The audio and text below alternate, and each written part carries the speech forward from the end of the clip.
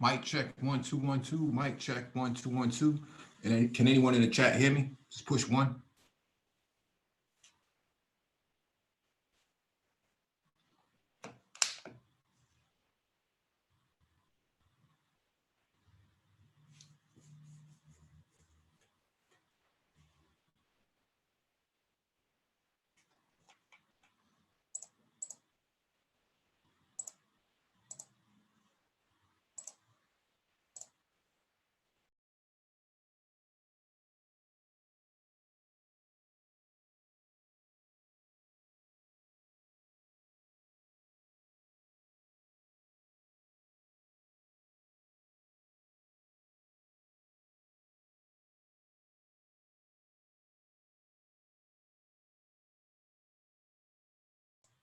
All right. Thank you for the confirmation. Welcome back to the Black Brain Trust. This is episode 400, Black Health Talk. Please hit the like button as you come in, share the video if possible, hit that notification bell so you get all the updates from the Black Brain Trust, including those posted on the community tab. There's a document and description beneath the video for you to follow along with. If any women want to get on the panel, tonight is the night to actually get on the panel. Dr. Phoenix will be joining us shortly. We'll just wait for him to actually join the panel, and we'll get started.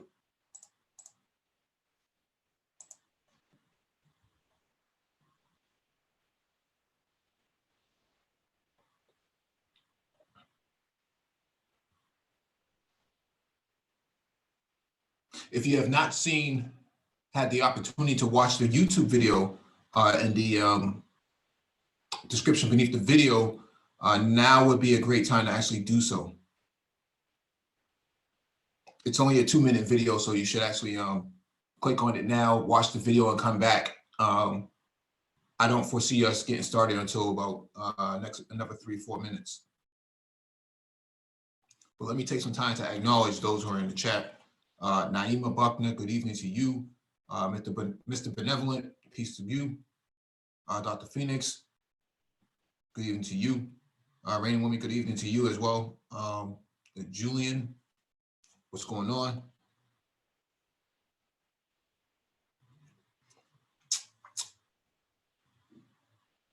Yeah, this should be interesting. I need to go get a couple more links and then we can get started. If anybody is in the waiting room, make sure you raise your hand so that we can advance you to the panel.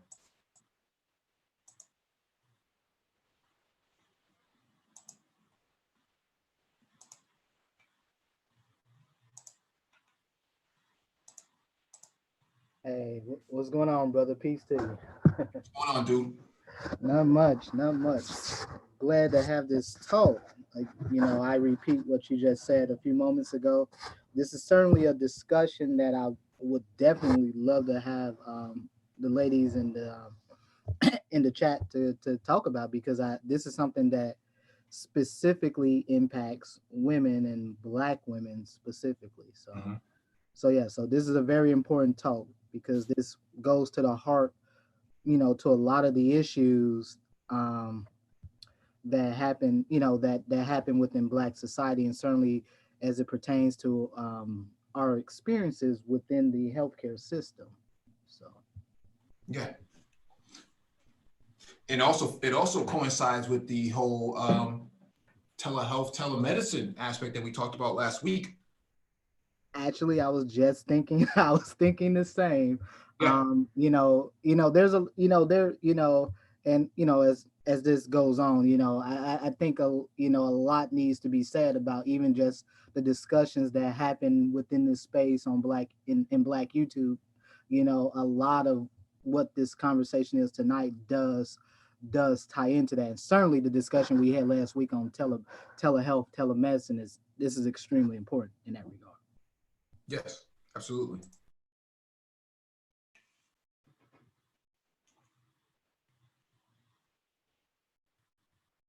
Just give me a second. Let me pull this up real quick.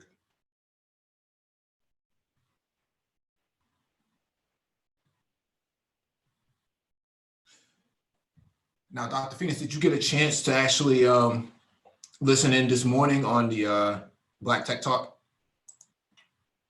No, I did not. I was actually busy. No, But that's what was going on? no, that's fine. I wasn't sure if you actually had an opportunity to listen to what was going on, but if you haven't listened, if you wasn't listening this morning, then you can always listen to the replay. But Yeah, no, yeah, I'll listen to the replay. Was there something specific to this conversation that was discussed, or? no, just a separate discussion. Okay, okay. Because I do think this is an area where, even this discussion that's about to happen now, again, this is an area that, touches all areas, is, black folks in tech, black folks in medicine, black folks in healthcare, whatever the case may be, these areas all overlap. Mhm. So, there is no, something that there's this is not just a responsibility necessarily folks in healthcare like myself, but also folks who have technical backgrounds like yourself, who can certainly be very instrumental in helping to deal with, obviously these disparities we see within maternal mortality and infant mortality. So Yep, yep. Trying to leverage, the emerging tech with healthcare is actually going to be a very vital market in the next year. Starting next year, you're going to see a lot more because, and the reason why I say this is because the ability to deliver healthcare over the wire has become tremendously cheap comparatively to 10 years ago, back in 2009, 2008. It would have been prohibitive to actually get into the market from a startup perspective. But I think this is a perfect opportunity for Black people to actually invest into this market. There's a lot of Black women who need access to better care. A lot of Black men who just don't even go and seek out an annual appointment. Something as basic as a physical. Don't even want to go there.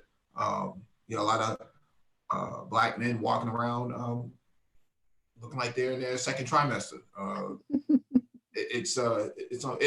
wear the tightest shirts too to go with it.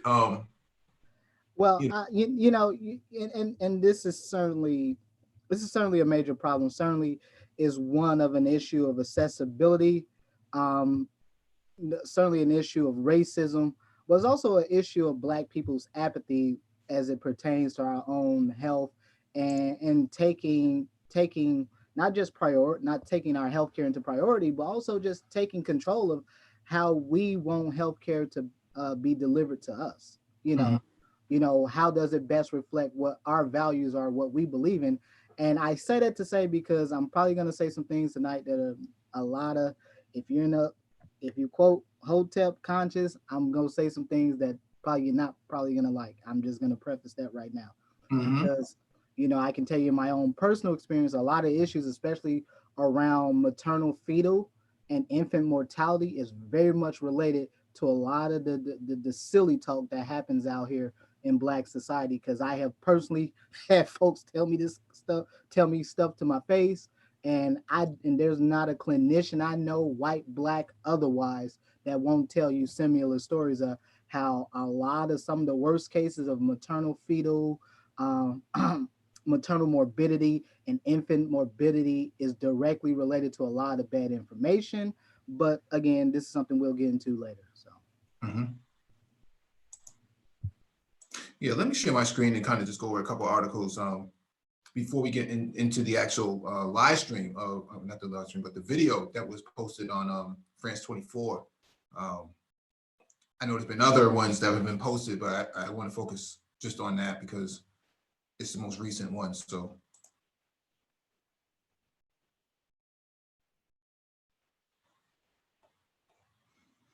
all right, let me share my screen real quick.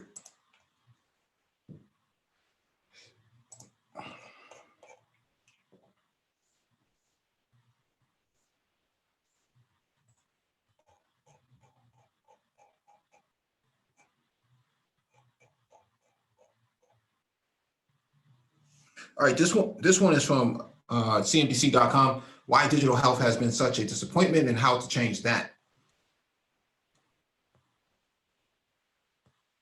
For a decade, digital health has been has been the supposed savior of the healthcare system, driving healthcare into a data-first, low-cost industry worthy of the 21st century.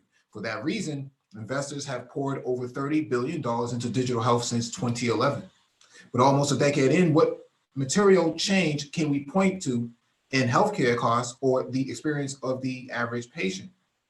Are the companies that qualify as major disruptors? To me, the answer is no, and I call this digital health conundrum. First, let's consider some of the digital health companies that might qualify as big wins. Teladoc, a publicly listed telemedicine company. Well, adoption of virtual doctor visits and utilization among users continues to be low at less than 10%. Despite all the hype and fast growth, Teladoc remains an infrequent way to treat urgent care conditions. And this is fine, but hardly transformative. Ask any insurance executive whether telehealth has materially impacted costs or patient access. Spoiler alert, they'll say no, and they might even say it has increased costs. What other digital health companies could qualify? Livongo. It's got a $2 billion market cap, down almost 50% from its July IPO. Health Catalyst, $1.2 billion in market cap and down since IPO. Freesa, it just crossed the $1 billion market cap threshold. These companies pale in comparison to the massive wins elsewhere in software. Stripe, Uber, Airbnb, Square, and others, and the jury is still out on all of them. They have incrementally improved the efficiency of existing resources, but in my view, they have not dramatically improved or scaled healthcare expertise. Livongo has perhaps been digital health's biggest success, but it feels like we should see more change in the industry given the investment. If healthcare is such a large market ready to be disrupted by technology, where are the winners? Why are the few wins we can point to incremental rather than transformative? Let's face it, digital health has been one of the most disappointing investment areas of the last 2 decades. Venture investors have yet to formulate a strategy that works in healthcare. The approaches from technology entrepreneurs have been underwhelming. Most either fall into the camp of tech for tech's sake or over-indexing on suggestions of so-called healthcare people. My favorite examples of the latter are companies working on AI scribing. Yes, charting is a huge problem for doctors. Removing it would be a win. However, this isn't transforming healthcare. It's putting lipstick on a pig, in my opinion. Insider approaches lead to incremental solutions. Insiders don't point to true innovation. They point to what they know. Incremental solutions don't lead to venture scale change. This post addresses the payer-provider world, not pharmaceutical companies or biotech. I also ignore the companies of value-based care or Medicare Advantage. While there is innovation in Medicare Advantage due to improved incentives, it is not how the bulk of the US health system operates. The aligned incentives could create big wins. The opportunity is policy-driven, and so I would argue it fits into the framework of this post.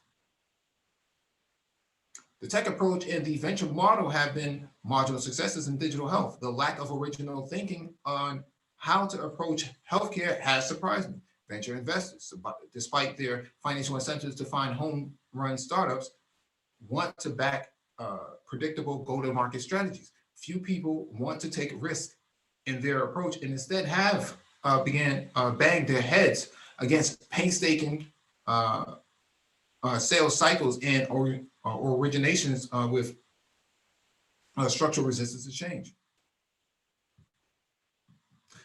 Venture investors shy away from the strategies with a 20% chance of being transformative and an 80% chance of being at zero. Why? Investors don't have a healthy relationship with risk and want to see predictable progress. This is why investors love software as a service or SaaS business. They are understood and repeatable. So I'm not going to read into all of this, but because this is just an op-ed. But what's happening here with telemedicine is that a lot of the times it's the application is misplaced for its target. And the way you fix something like this is you put it into rural areas like Mississippi, Arkansas, Louisiana, those places where it's desperately needed, especially after something like Katrina, where a lot of your infrastructure and your institutions have been swallowed in by Mother Nature. Telehealth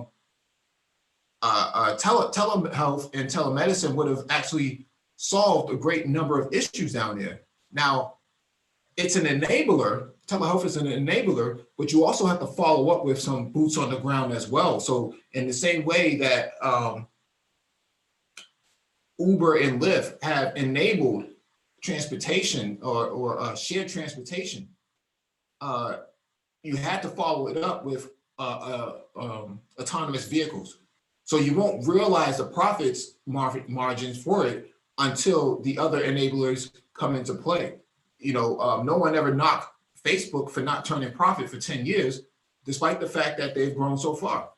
They didn't start turning profit until 2016, 2017. So I'm saying all that to say, I don't think we should actually give up on digital health in telemedicine or telehealth, because it hasn't been profitable as of yet. It's not supposed to be profitable immediately. It's supposed to be profitable in the long run. And I absolutely agree with that. Again, as I said last week, telemedicine stands to have its greatest effects on Black people. Arguably people who are underserved in general, but certainly Black people stand to have some of the greatest benefits of being having access to digital health and telemedicine. And so the fundamental problem is that healthcare in general is not profitable. Mm-hmm. That's what they don't tell you. That's what most people don't tell you. Right. Most healthcare systems are not profitable. We're talking like maybe 5 to 10% at best. Mm-hmm. But one area that is profitable, that's which actually goes into what we're going to talk about tonight, is actually labor and delivery. Labor and delivery tends to be one of the more profitable areas of healthcare, along with surgical specialties, so orthopedics, cardiothoracic, transplant, whatever. Typically your surgical specialties tend to be profitable. Cardiology is a profitable area, obviously radiology, ophthalmology, stuff like that. But as a whole, most of what people utilize healthcare for, generally primary care issues, is not profitable. So when you consider that the Centers for Medicare and Medicaid pay 50% of total healthcare costs in this country, and this is why in most health systems the largest department isn't actually the stuff that isn't clinical based, is billing departments, because if you get one number one number wrong on a code, you can be tied up for months with CMS trying to get reimbursed for stuff. Mm-hmm. In fact, they passed the policy, CMS passed the policy a few years back where they do not reimburse for 30-day readmissions for the same condition. That's an excellent point. Very excellent point. So again, as a whole, healthcare is not profitable, but telemedicine is the very definition of point of care medicine. Yep. Where you can literally bring medicine to where people are at. Yep.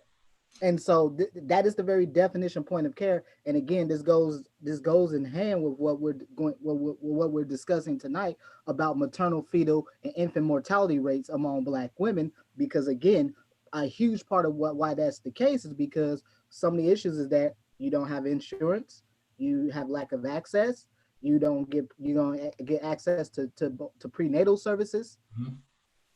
And so again, when you see this convergence of all these things, and given that telemedicine right now has a very low startup cost, mm-hmm.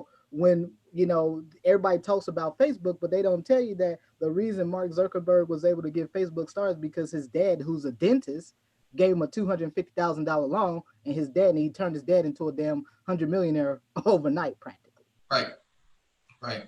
And so again, you're looking at, you can start up a telemedicine company and you don't even have to be a clinician. This is the great thing about it. Mm-hmm. You don't even have to be a clinician, but you can start up a telemedicine practice, you know, for a couple $100,000. So all it takes is a few brothers to get together that got some money to invest. You know, you become angel investors. And this is why it's important for brothers to become, well, black people in general, but certainly for black men, to, even if you're not an entrepreneur type person, but be at least to the point where you're a high income earner. So then therefore you can become an angel investor, because where I'm at, that's what's happening. And here in Wisconsin, that's what's going on. You got nothing but startups all over the damn place, and you got angel investors coming in left, right, and center, and they're just throwing money at folks. They're looking for another Facebook.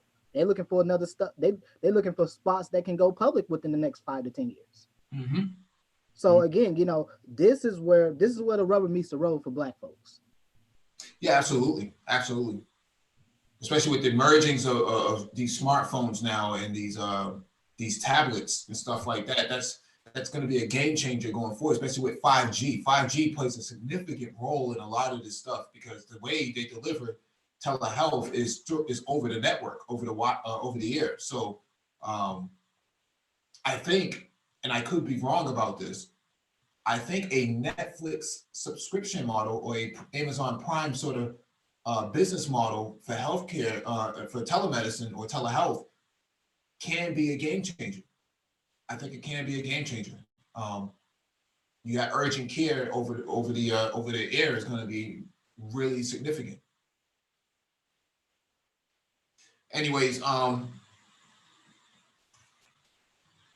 let me play this video, and if you have not watched the video as of yet, now I was actually watching that video when you emailed me last week about this. I was fine.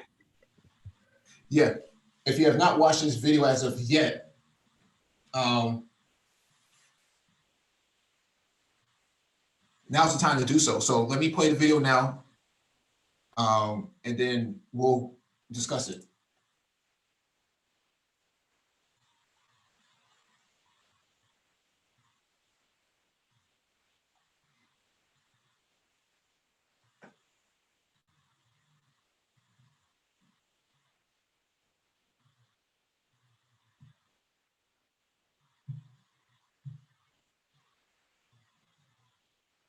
That is one gorgeous fucking sister, man. Damn, she was funny.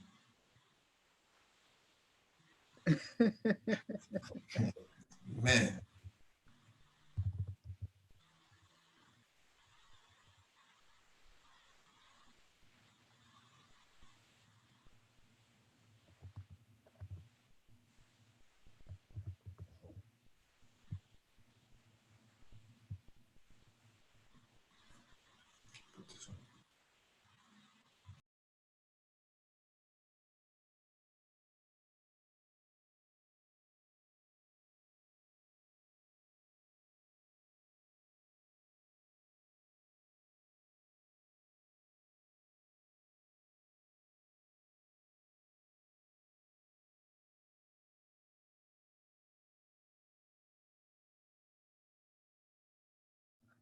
Yeah, I don't think there's any sound on the video, brother.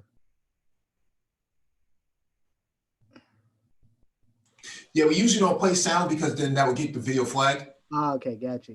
Yeah, usually it'll flag you just for playing it in the full screen format. And then we have to argue our way out. Yeah, you want to just put the link up in The link's in the chat. Oh, okay. I mean, the link's in the description beneath the video. Okay. All right. Yeah, people should be able to click on that and watch it for themselves. It's a 2-minute video. Yeah, there's actually a few good ones. I'll try to see if I can find them and post them up. Al Jazeera actually did a couple really good. I think they were like 30-minute segments. One was on infant mortality, the other one was on maternal mortality, and you know, very much. And they were very much, you know, hit right to the heart of what's going on. You know, again, you know, some of the major issues we're dealing with as it pertains to Black women in health is that, again, you know, we're dealing with a convergence of one, socioeconomic issues, racism, and and really just access. You know, I know a lot of folks don't typically want to hear this, but again, there's a common thread that happens among women who tend to experience maternal fetal issues. Now, obviously, there are going to be outliers because, again, some of the videos that are out there that you can watch on YouTube, you'll see Black women from all socioeconomic backgrounds. Some were married, that they had issues, and some of them have died. Actually, probably one of the more famous stories that have happened in the last few years involves a couple, Chad and Kira Johnson. If anyone's not familiar with that story, Kira, the wife, was his wife. I believe this guy's mother is the television show Judge. What's her name? Judge Hadshit, I believe that's her Okay. name. Okay. I think that's his mother. But apparently, well, make a long story short, his wife died 12 hours after she gave birth to their second child. And what happened essentially is that initially he noticed that she had bleeding, and there were bleeding there was blood within the catheter. And so eventually, when he first notified the nurses and physicians about it, they ignored it, and it took them about 7 hours before they finally did something. And by the time that they actually attempted to do something, it was too late. She eventually died. She died from heart failure. And Wow. so, one of the things to keep in mind is that, for a lot of, for Black folks, and specifically Black women, when you're dealing with maternal fetal issues, a woman obviously knows her body better than any way I can possibly, anything I can tell you or any other provider can tell you.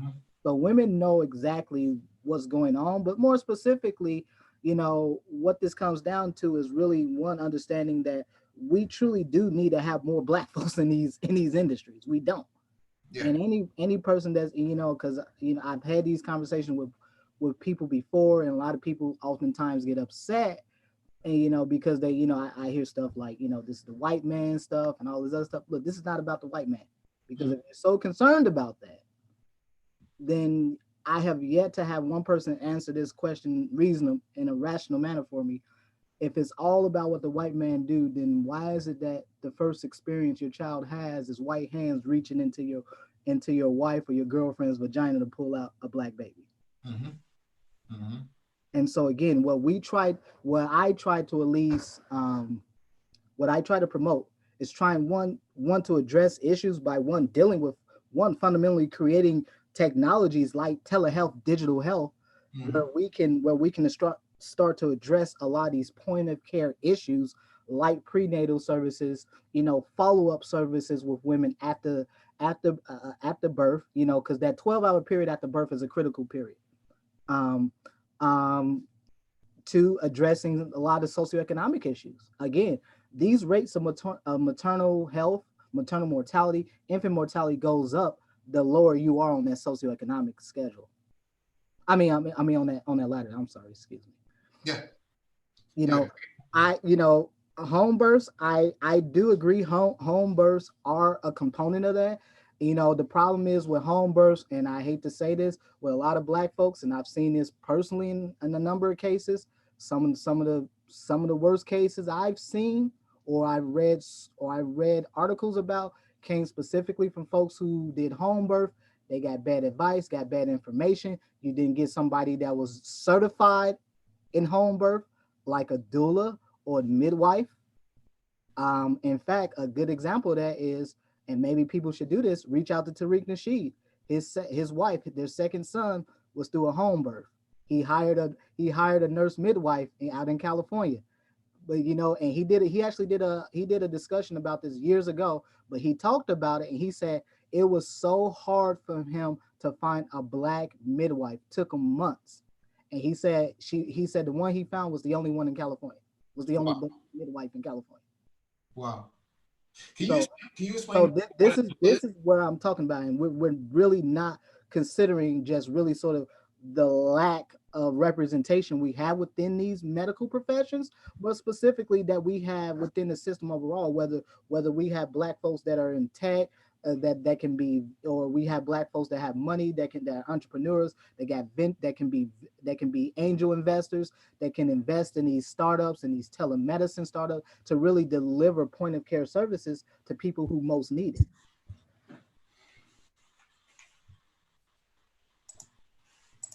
But I'm sorry, go ahead. I didn't mean to interrupt. I did want to put that out there though. But I'm sorry, bro. Oh no, no, no, that's fine. Can you explain what a doula is? So doulas essentially they're pretty much like midwives. They essentially assist in home birth. They follow pretty much mothers throughout the entire pregnancy process, and even a bit after that. And essentially, they're responsible for providing a lot of the support during the actual birthing process. Where they differ from midwives is that midwives are actual healthcare providers. Midwives provide a range of obstetric and gynecological services. They provide they provide, they prescribe medications. They can actually deliver babies. In fact, in many hospitals, a lot of times, and most folks might not even know it, a lot of times the person delivering baby might not even be a physician, it's probably a midwife. Okay. So that's and midwifery is a specific specialty of nursing. There's only about there's very few midwife schools in this country. I want to say maybe about 100 or so. And it's a very hard profession to get into. In fact, obstetrics in general tends to have a high rate of lawsuits because again, obstetrics carries a high risk. So it can be anything from a breech birth, a baby's oxygen supply to get cut off. Again, when you see, this is where you see cerebral palsy that comes from long-term hypoxia. A baby experiences long-term hypoxia, meaning that if they go without oxygen for a while, that it causes brain damage, can cause brain death in some cases. And so it can lead to conditions like cerebral palsy, a number of other conditions. Eating, and also part of what the doula and the midwife do is that they also make sure that women are eating proper food. So we constantly hear about women need iron, they need to eat spinach and stuff like that because why? Because a lot of the nutrients and minerals and vitamins within something like spinach, your leafy greens in general, but specifically spinach and kale actually contain a lot of ingredients that actually help to fight things like spina bifida and fight the formation of birth defects in babies in general. So, no cleft palates, no cleft lips, stuff like that. Mm-hmm. Very good points. Very good points. I'm wondering if any of the women are willing to come onto the panel. Yeah, I really would like for the women to come on the panel because one of the things that happens again, we know all the stats out there, but I would argue even though the stats say what they are in terms of Black women and maternal morbidity and infant morbidity, even though they say what they are, I would argue I think they're higher than what was actually being reported because I think most women probably has a number of stories they can tell either about themselves during pregnancy or women within their family that have had very difficult pregnancies. So certainly would certainly love to have women come on and talk about it because I think these are issues that I'm obviously I'm a man, but I think these are issues that are best explained by Black women themselves. Now the video described numbers from the CDC and National Institute of Health, NIH? Yes. Do you have access to any of the, is that the numbers, are those publicly available? All those numbers are publicly available. You can just do a quick Google search. All these numbers are publicly available. You can use Google Scholar if you want to do a more of official like literature review scholarship search. You can use some other databases like PubMed, CNOL, Medline. These are, like I said, when I do research, these are typically databases I go to. I had to go directly to the CDC's website. You can go to their website. They got information on stuff you wouldn't even think of. Yeah, there's a lot of data science. But it's all publicly available. We know some of the basic numbers. Black women are 3 to 4 times more likely to experience maternal morbidity as opposed to white women. We're looking at Black women are 10 times more likely to have infant morbidity, infant mortality than other groups of women. And this is even when you're factoring non-citizens. So all these stats are even factoring non-citizens. This is Black women across all ages, well, not all ages, but across all socioeconomic ranges, but specifically Black women who are either 20 or who are under 20 years old or older than 40 are the ones that are most at risk. Mhm. So ideally, and these are all numbers, you can go to the CDC and see this for yourself. Um, Ideally, the optimal age ranges for women to be having babies are generally between 20 and, I know they say 40. I would say 35. Again, once you hit 35, the rate, the risk for stuff like birth defects goes up, but it's greatest if you're over 40. Mhm. If you're over 40 or under 20. Okay. So I pulled up the NIH website. I'm not sure. I don't know how to navigate this website, but Yeah, so if you go into, they probably have a search bar. So if you go into it, just type in maternal mortality. Type that in, maternal mortality or morbidity. goes by mortality. Maybe we can.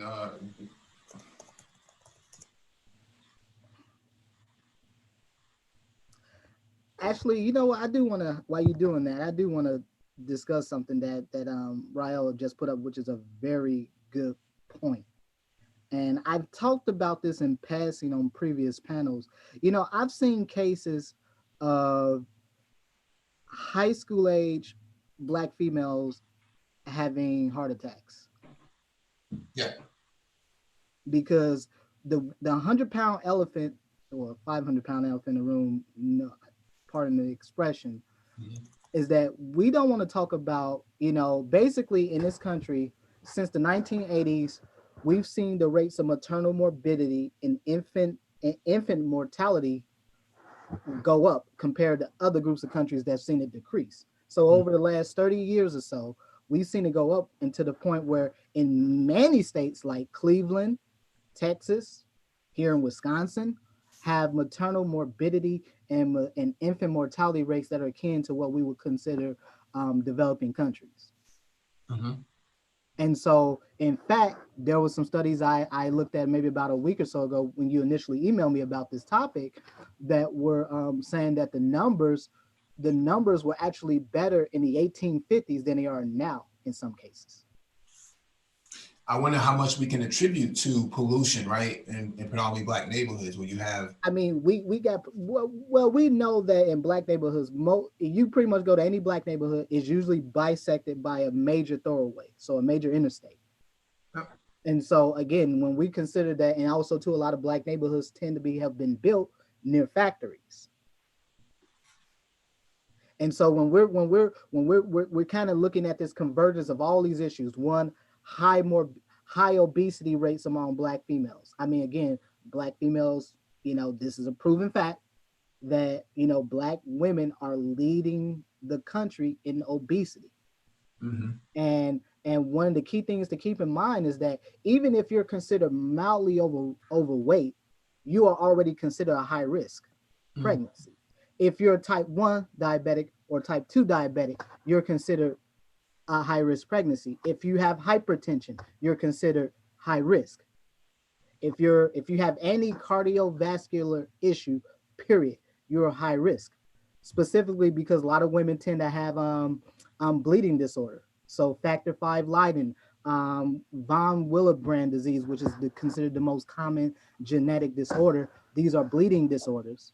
So this is something that women should be getting tested for, especially for women that take some of the more traditional forms of contraceptive, like birth control. If you take the pill, you definitely should be getting tested for factor V Leiden, because a lot of women who take contraceptives can have interactions with birth control, can cause blood clots to form, Mhm. which is I'm not entirely sure exactly what happened with Serena Williams, because I know this is a story that's been talked about over the past year or two, because of what happened with her.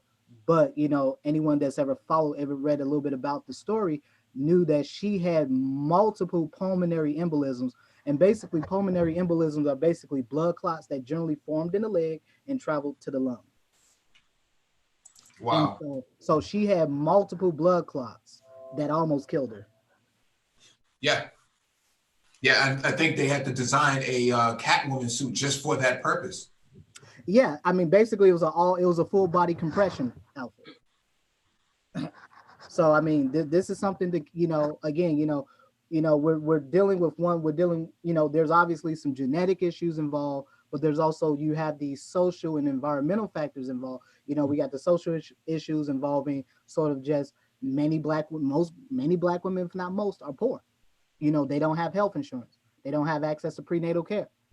We're also dealing with the fact that because of poverty, because of the effect of living in low income neighborhoods, you don't have access to adequate nutrition. You're more likely to be in those environments that contribute to elevated stress levels, as well as to just in obesity in general. So we know there's a conversion. It's not just specifically any one issue. Certainly, we could say that probably at the heart of the issue is certainly probably racism. But again, there are also things that there are also mitigating factors that contribute to to Black women also being better able to deal with a lot of the at least address some of the issues on their own as it pertains to maternal mortality and infant mortality. But go ahead, brother. I see you brought up some stuff here. Oh no. I was just searching. I was just querying around, but because I think it's important to touch upon the social impacts of pollution and high fructose based food, right? Pepsis and Coca Colas and cigarettes, Burger King, McDonald's, Popeyes, um, this crazy food and ingesting all of these other toxic chemicals, and not to mention the chemicals that they put in their head also has a trickle effect downward because of gravity. Um, Yeah. And again, a lot of it is gravity, but also too, a lot of these chemicals can be absorbed across again, we're talking about Black women in hair care. Um, you know, a lot of these chemicals can be absorbed across the blood-brain barrier, but also a lot of them just naturally seep into the skin and get into the bloodstream that way as well. mhm, And we that's not considered. I mean, there's a lot of studies out there that have have proven that pretty much all the hair care products that Black women use on average all have cancer causing or what is known as endocrine disrupting chemicals. mhm, And if anyone's familiar with the endocrine system, that is your system in your body that controls hormones. mhm, And so again, the two principal hormones in women, progesterone, estrogen. yep, Again, progesterone is needed to sustain a healthy pregnancy. Again, and so these are all things that when you have when the endocrine system is not functioning properly or secreting right amounts, this is where you can get stuff like hyperthyroidism, hypothyroidism. mhm, Folks have heard of Hashimoto's disease, which is a form of a thyroid hyperthyroidism. Grave disease, that's another form of hypothyroidism. So I mean, again, these are all conditions that are very much directly related to a functional endocrine system, and maintaining a pregnancy and a healthy pregnancy is also a function of whether or not your endocrine system is functioning correctly as well too. So there's a lot of factors that come into play. yeah. Now let's look at the infrastructure piece, right? The video talked about um, the Shawnee, I think that's how you pronounce her name, and the woman in the video discussed how hospitals in predominantly Black areas don't get the resources that they need, um, and the white ones do, right? So, Yeah. And that's a and that is and that is not even that is not even up for dispute. I mean, this has been very well known. I can tell you where I'm at in the city I'm in, where basically you have two major hospitals that service the Black population here. Um, and one is on the verge of closing. I can tell you that right now. I know for a fact that they're operating at a minimum of at least a $45 million deficit. Um, the nearest hospital that can deliver, but they're still around because they have a very functional critical care unit and labor and delivery department. And mostly they mostly do primary care stuff because they remove a lot of the specialty services, which those tend to be the services that make hospitals profitable for the most part. And so if that were to close, you would have to go about another 5 or 6 miles to get to the nearest hospital to have a baby delivered. Mhm. Now, if that one hospital closed and let's say the other one closed, the next closest hospital is about a 30 to 40-minute drive on the other side of town. Yep. So again, if you consider just not even just dealing with maternal morbidity or infant mortality, but just dealing with basic health issues in general, someone that might be experiencing a heart attack. If they're in the middle of a heart attack, there's a good chance they might die in transit trying to get to the other side of town. Right.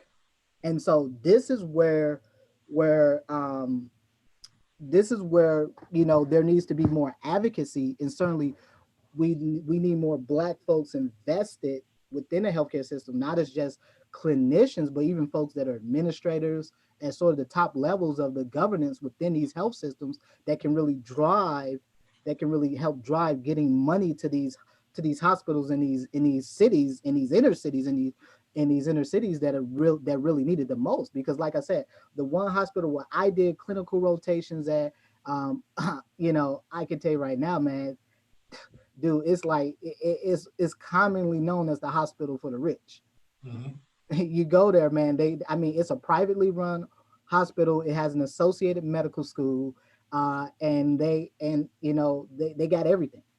They got every specialty. In fact they have so many specialties. They have specialists there that treat some of the rarest conditions in the country. Right. And so again, this is what you can find over in the white side of town. Now you juxtapose that against what you find on the Black side of town. It's just really some basic, oh well, yeah, yeah, we'll see. Yeah, we know you got this recurrent infection, or you keep complaining of a headache, or you got vision problems, or you got chest pain, or whatever the case may be. Yeah, they will continue to do that. Mhm. And again, part of what has to happen for us as a people, and again, why it's so important for us to really start to think to invest in just some of these alternatives where we can truly meet these point of care needs within Black society. Yep. Because again, this stuff is really expensive. Primary care is expensive. Anybody that has any family member that has diabetes, ask them how much they pay for insulin, for their medications. I mean, for metformin. Mhm. If they have diabetic neuropathy, they probably on maybe glyburide what's the other one? Oh my God, I can't think of the name of it now. Gabapentin. Gabapentin, very common medication they give for diabetic pain, neuropathy, fibromyalgia. Um, Mhm. so again, we these are all issues that can certainly be met by the technology advances of the 21st century. Yeah. And so a lot of these hospitals may not even need major investment from a um, a physical standpoint, but from more of a technological digital transformation, I should say, digital transformation. I think a lot of their budget is eaten up through labor costs. That place has to keep running, and your human capital is actually demanding more financial compensation. So you get, it's a give or take sort of deal for some of these hospitals, some of these old institutions. I know there's quite a few Black hospitals that have shut down because they just didn't have the resources coming in. So Well, and typically that's what they do in hospitals in Black neighborhood. They essentially bleed them dry of all of they remove all the profitable services from them, and then they kind of leave just really primary care providers around. They leave the ERs around because obviously you're gonna always need an ER. We talked about this is one of the major reasons why telemedicine, digital health is so important, because again, this is what we have been consistently seeing for years within the healthcare system, is that people have long waits for primary care providers or some type of specialist, and so they go into these ERs, and these ERs become staging rooms for staging centers for folks who have issues that should be met in a primary care environment and not necessarily an emergent or acute environment. Right. We have Cocaine Kells, the first woman on the panel. How are you doing, Cocaine? Hi, how's everybody doing? Good. How are you? Good. I'm doing great. Doing great. I don't have anything to contribute at this point. There was something I wanted to contribute, but I actually forgot, and you all have since passed that discussion. So I will just chime in as I feel needed. Well, Okay. you put up a comment about something that happened to you during the birth of your daughter. Ye- Did I read that correctly? Or- yes, yes. She actually, the umbilical cord was wrapped around her neck. Um, I kind of, when you're pregnant, you obviously bond with your child. And so there were certain times of the day when she was awake. And that particular time, I noticed that she she wasn't moving or anything like that. So um, I immediately called my OBGYN and told her that I was on my way to the hospital because I had read that it's important to really know the schedule of your child, even when he or she is in the womb. So, um, it could have been worse, but she was roughly about 4 weeks early. But that didn't stop her. Like, she didn't have to sit under anything or, you know, do whatever happens when kids are born early. I immediately started breastfeeding her, and she was just ready to come out.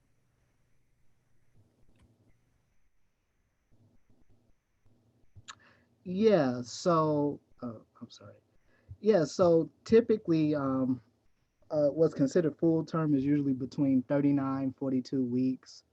Um, Generally under the net is considered preterm. Um, this is a common issue. I guess my question is, how did your OB/GYN respond to that when you brought that to their attention? Well, I guess before she could tell me to go to the hospital, I was already en route. Um, so I kind of beat her to the response Okay. because I know my body and I know what I had been reading. And it just was abnormal for my daughter not to wake up at that time. So, and then also, the other thing that I read is, you will begin to have like lower back pain or something like that if something is going on. So I was really trying to listen to my body, and I gave my OBGYN all the symptoms and so forth. And I was just on my way. So, um, Did they do like a C section, or how did they go about that? yes, there was a C-section that occurred. And yeah, there was a C-section, Okay. emergency C-section. Yeah, so actually, you bring up something very important. So again, we have issues of breech birth, but we also have there's two principal conditions that really present themselves during pregnancy. One is that they're called preeclampsia and eclampsia. So I'm sure Cocaine Kells knows about this. So anyone's familiar with the condition, the hallmark of it is just elevated blood pressure. And so um, I'm sorry, do I got an echo here? Yeah. Can anybody hear me? Hello? Yes. Okay. Yeah. I don't know. There's an echo for some reason. Yeah. Yeah, but I'm sorry. But anyhow, what I wanted to say is that, what you did is right. This goes into what I was saying earlier about, as women, you all know your body's best. So again, when something is off. And so you should be immediately bringing that to the attention, whoever your provider is. you know. And so you being very preemptive, saved you, probably saved the life of your child, and most, certainly saved you from experiencing a lot of complications. Because again, those complications like preeclampsia, eclampsia, but also bleeding is a common occurrence with women at during and after pregnancy. And again, a part of what happens when we're talking about maternal morbidity is that oftentimes there is no specific clinical measurement, as far as I know, that really truly assesses, okay, what do we consider is a acceptable amount of blood loss where we need to start to consider, maybe giving her a blood transfusion. Because again, back in the day, this is also part of the reason why you see hepatitis C kind of common among older adults, is because back in the day, if you were a woman and you gave birth, it was all, and you might have had anemia or whatever the case might be. They just gave you a blood transfusion. And so again, they didn't know that hepatitis really existed back in those days. And so again, this is part of the reason too why you see some of these elevated rates, for example, of hepatitis C. But in general, there needs to be some clinical guidelines that dictates, what is an acceptable level of blood loss. Because again, women in general have somewhere between about 5 liters of blood within their body. Men might have between 6, maybe 7 of liters of blood in their body. But so you don't need to lose a huge amount of blood to actually start to experience some adverse effects. Mhm. But certainly, in the case of cocaine, where her with the umbilical cord wrapped around the baby's neck, she started to feel that pain initially. Because again, again, the umbilical cord is how the baby gets its oxygen supplies, how the baby gets the nutrients and everything else like that. So obviously, and that's kind of the risk, and that's why obstetrics tends to be this very high risk sort of area where you see a lot of lawsuits, because you don't have just one patient, you got two. Mhm.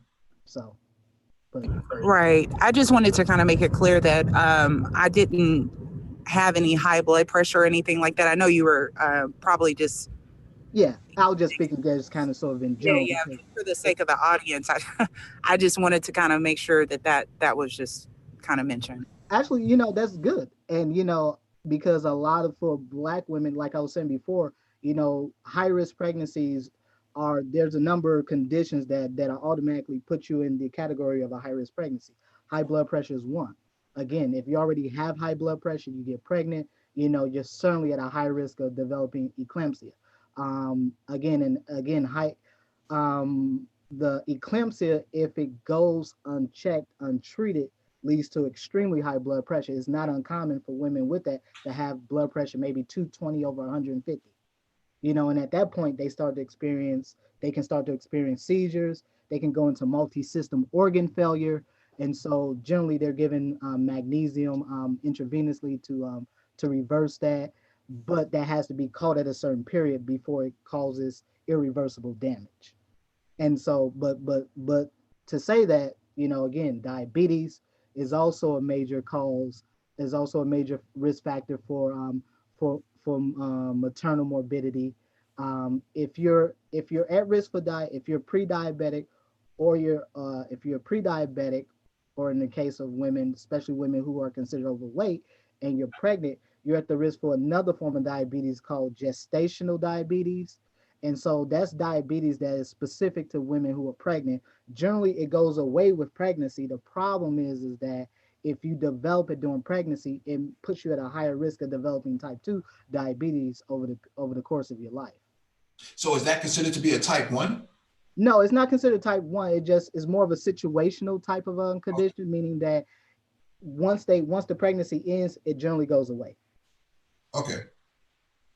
Yeah. So and so again, for, like I said, in the case of cocaine, for her is good, because again, typically a lot of Black women tend to fall into high risk pregnancy, because for a number of reasons. It's not just, a lot of it does unfortunately have to do with just obesity in general.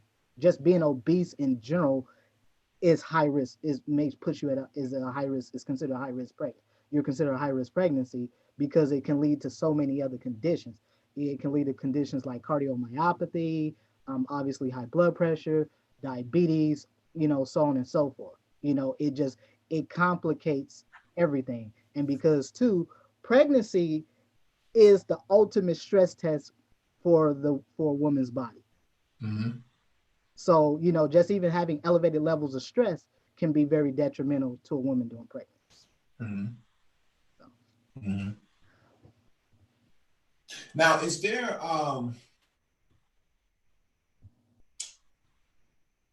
how beneficial is it to be to have an organic diet as a Black woman when you're pregnant?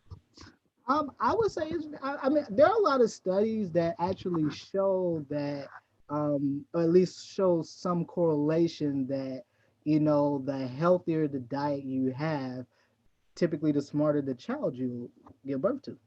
Um, in fact, and this is also very true of women who are breastfeeding. Again, this is a major problem. Breastfeeding is a major problem with Black women. I'm just gonna put this out on the table.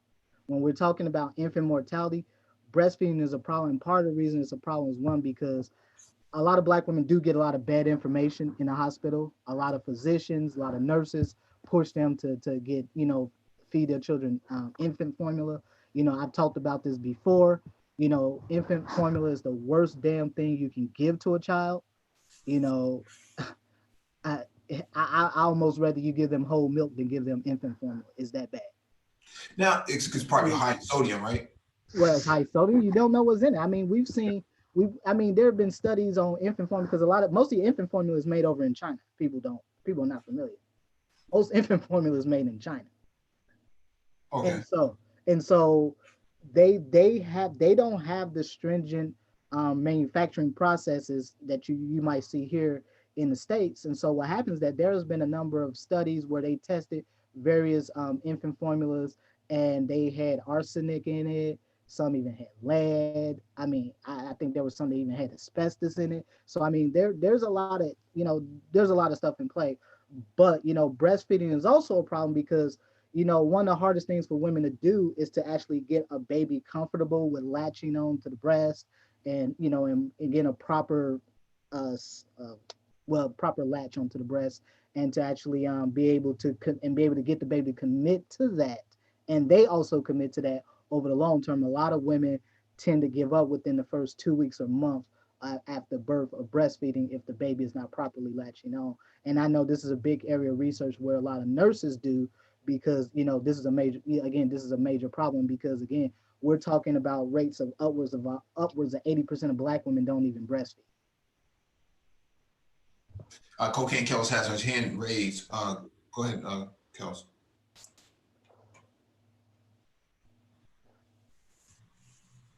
Can you hear me okay? Yes, we hear you. Okay.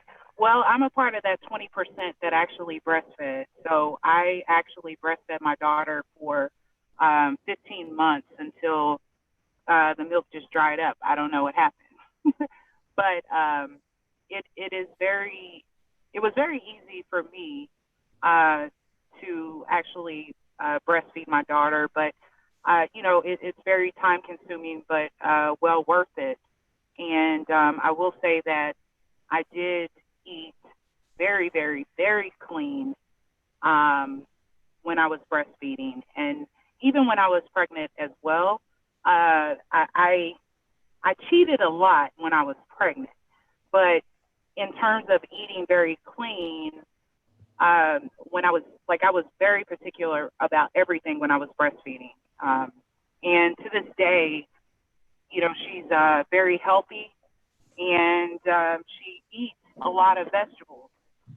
And I don't know if I can attribute that to, what I put in her body when I was breastfeeding, but I think there's a correlation to that to some degree.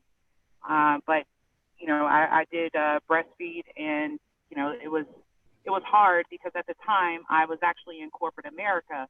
Of course, if I got pregnant again, I would definitely not be in corporate America doing that, because it was every 2 hours that I would have to pump and be in the middle of a meeting and have to have to leave, but it's what you have to do, make sacrifices. Yeah, no, I completely agree with that. Actually, in fact, there are a lot of studies that show that demonstrate that babies who are breastfed tend to have higher IQs than those who are not. Yeah. So what I'm getting at here is that there are massive benefits to obviously, because this is how babies get their first immunity. They get their passive immunity through their mothers. So through the breast milk, specifically the colostrum. That's That's the primary thing responsible primarily was in breast milk. But also too, breastfeeding is that bonding experience. So whenever a woman breastfeeds, she secretes oxytocin. Everybody knows oxytocin is that bonding, that bonding hormone. That's what they often use to induce pregnancies. Again, that's the hormone that's responsible for when women feel that connection, when there's that connection between mother and child. That's oxytocin taking effect. Um, but here's the thing. Um, something that doesn't get discussed, and I don't know Cocaine Kell's story, but also the role of the fathers. And again, I'm gonna say something that a lot of folks are probably not gonna like, but here's the problem in Black America, because we do have, let's call a spade, but we do have a high rate of out of wedlock births. And typically, a lot of these health issues we see, whether they're maternal related or infant related, are directly related to the fact that impoverished women tend to be single mothers, tend to not have those resources, so they got to work. They have to work.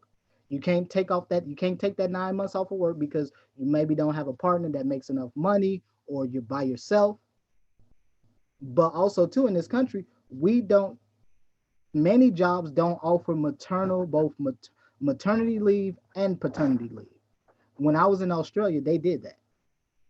You know, in Australia, they offer, I think it was about a year for women for maternity leave. For the men, they offered, I think, about 4 or 5 months, something like that. But here in America, that's not as common. And so, again, part of what helps to address a lot of these disparities we see in maternal and infant mortality is that also making that women need to also be sure that you're with a partner who can he can make enough where if you get pregnant and you can't work, which I do recommend, women should not be working while they're pregnant. That if you can that you should be able to step away from your job for a year or even two, and you guys should be financially sound.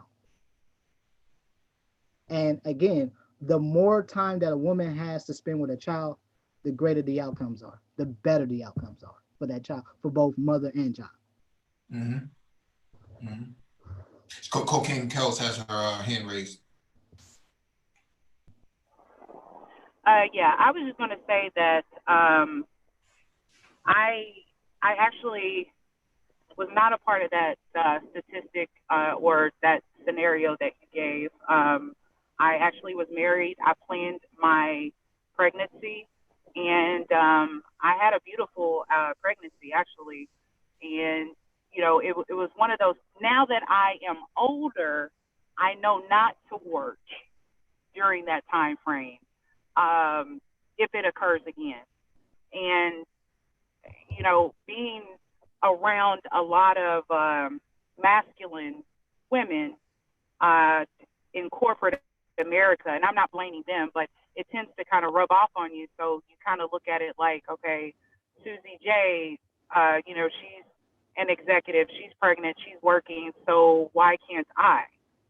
So it was kind of one of those things in my mind that said, okay, I have a lot of examples of women who are working and maintaining while pregnant. So, why should I be the exception? And, I actually took off 5 months while giving birth to her. I was on maternity leave for 5 months. And I also put her in a home daycare, which it was great for me because it's, smaller vicinity and so forth.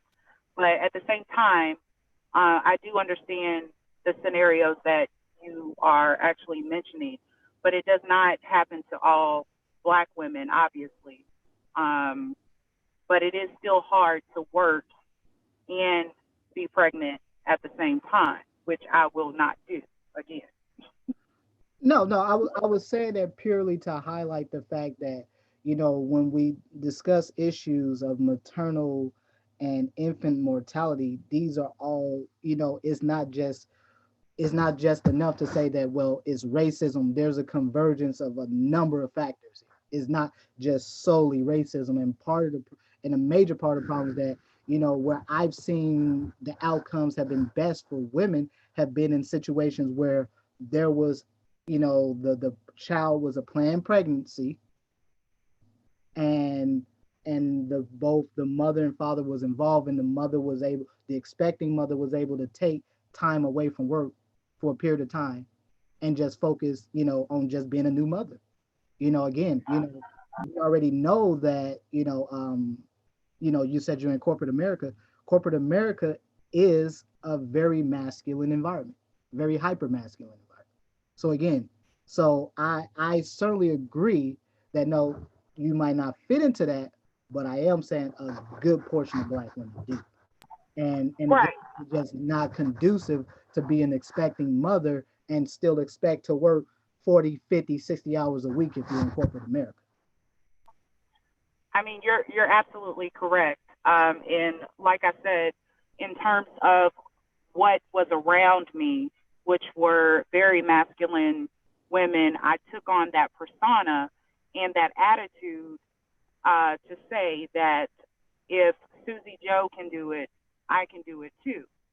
So, now that I know a little bit more, um, I would definitely not make that mistake again, because I was offered by my husband not to work, and that's the thing. But I chose to work for whatever reason. I don't know what was going on in my mind, but I chose to work, and I did the best that I could. But I think that it is good for the woman to who is pregnant to definitely stay home and prepare for that pregnancy and for that baby to come. Yeah, no, and that's absolutely correct. I think something that oftentimes get overlooked in these discussions is oftentimes it's the role really of the man in this process. Again, earlier I mentioned the story of Chad and Kira Johnson. The reason we know about it because this man has been going in front of Congress now for over the past couple years, lobbying Congress, talking about what happened to his wife. Again, they were a very well-to-do couple. He come from very good homes, college educated. They were going on trips, all kinds of stuff. Her first pregnancy went by the books. Her second pregnancy is ultimately what killed her. And again, there are obviously factors that are taking place that, again, even accounting for the fact that they were married, had already had a previous pregnancy that went well, there were still other things that take place. And so again, so when we're considering sort of the social environment, also just in general the stressful environment, again, there's a lot of things that you can't oftentimes measure, and being in these work environments that are very masculine as a woman, like I said, like corporate America, I think a lot of women don't factor in that, those environments are really hyper stressful.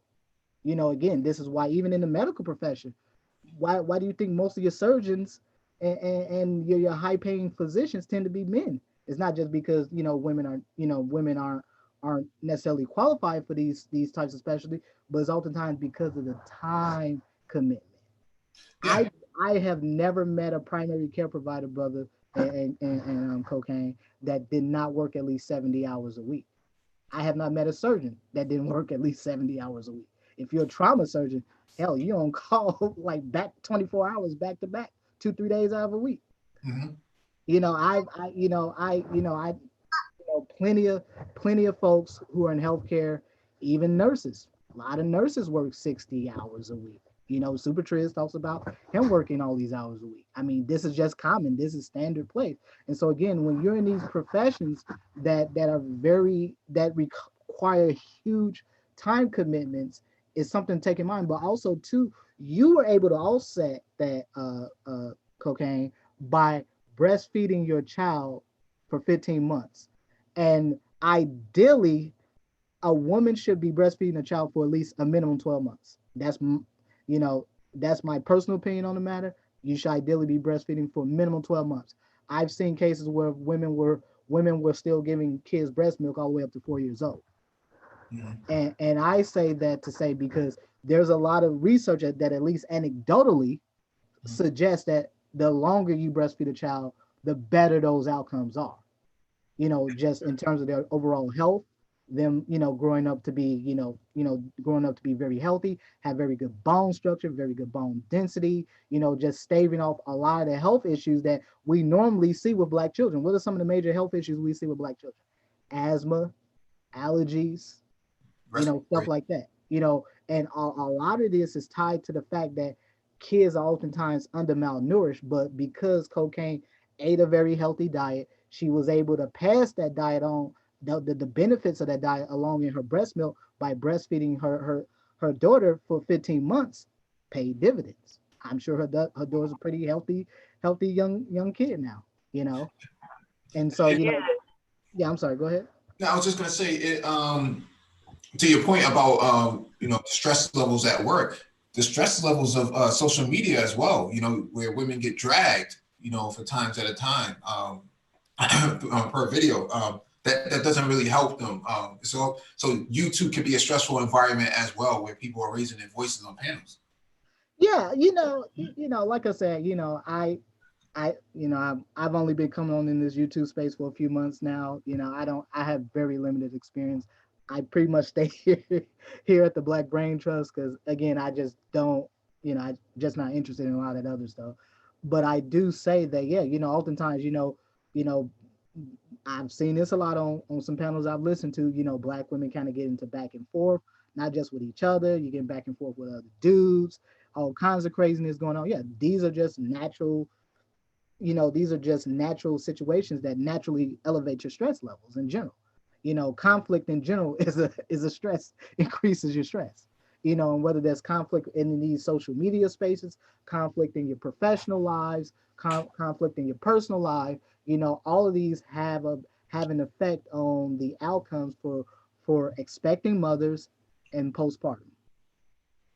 And so again, we and I really want to highlight really the role of men. And because I think something that doesn't, especially in Black society, doesn't really get highlighted because of just by nature, kind of way Black society functions now, is that, men are very important in this process. As I was saying earlier, it is very important for women to choose a partner, choose a man that if you were pregnant and you did not want to work, and ideally you should not be working, you should be able to take off at least a year. Even if that brother couldn't take off, you should be able to take off. And you should have full insurance. You should be able to get prenatal care. You shouldn't have to worry about things. You guys can go shopping, do whatever you do, get your baby crib and all that stuff. Because again, the process, a lot of Black folks don't factor in the process of having a baby is very expensive. I mean, it can cost upwards of 20, maybe even 30 grand to deliver a baby these days. That's including if you get epidurals and all this other stuff. You get a C-section. That's why a lot of Black women get C-sections. Black women lead the country in hysterectomies. That's right. We got cocaine has her hand up. Yeah, I'm sorry. Go ahead.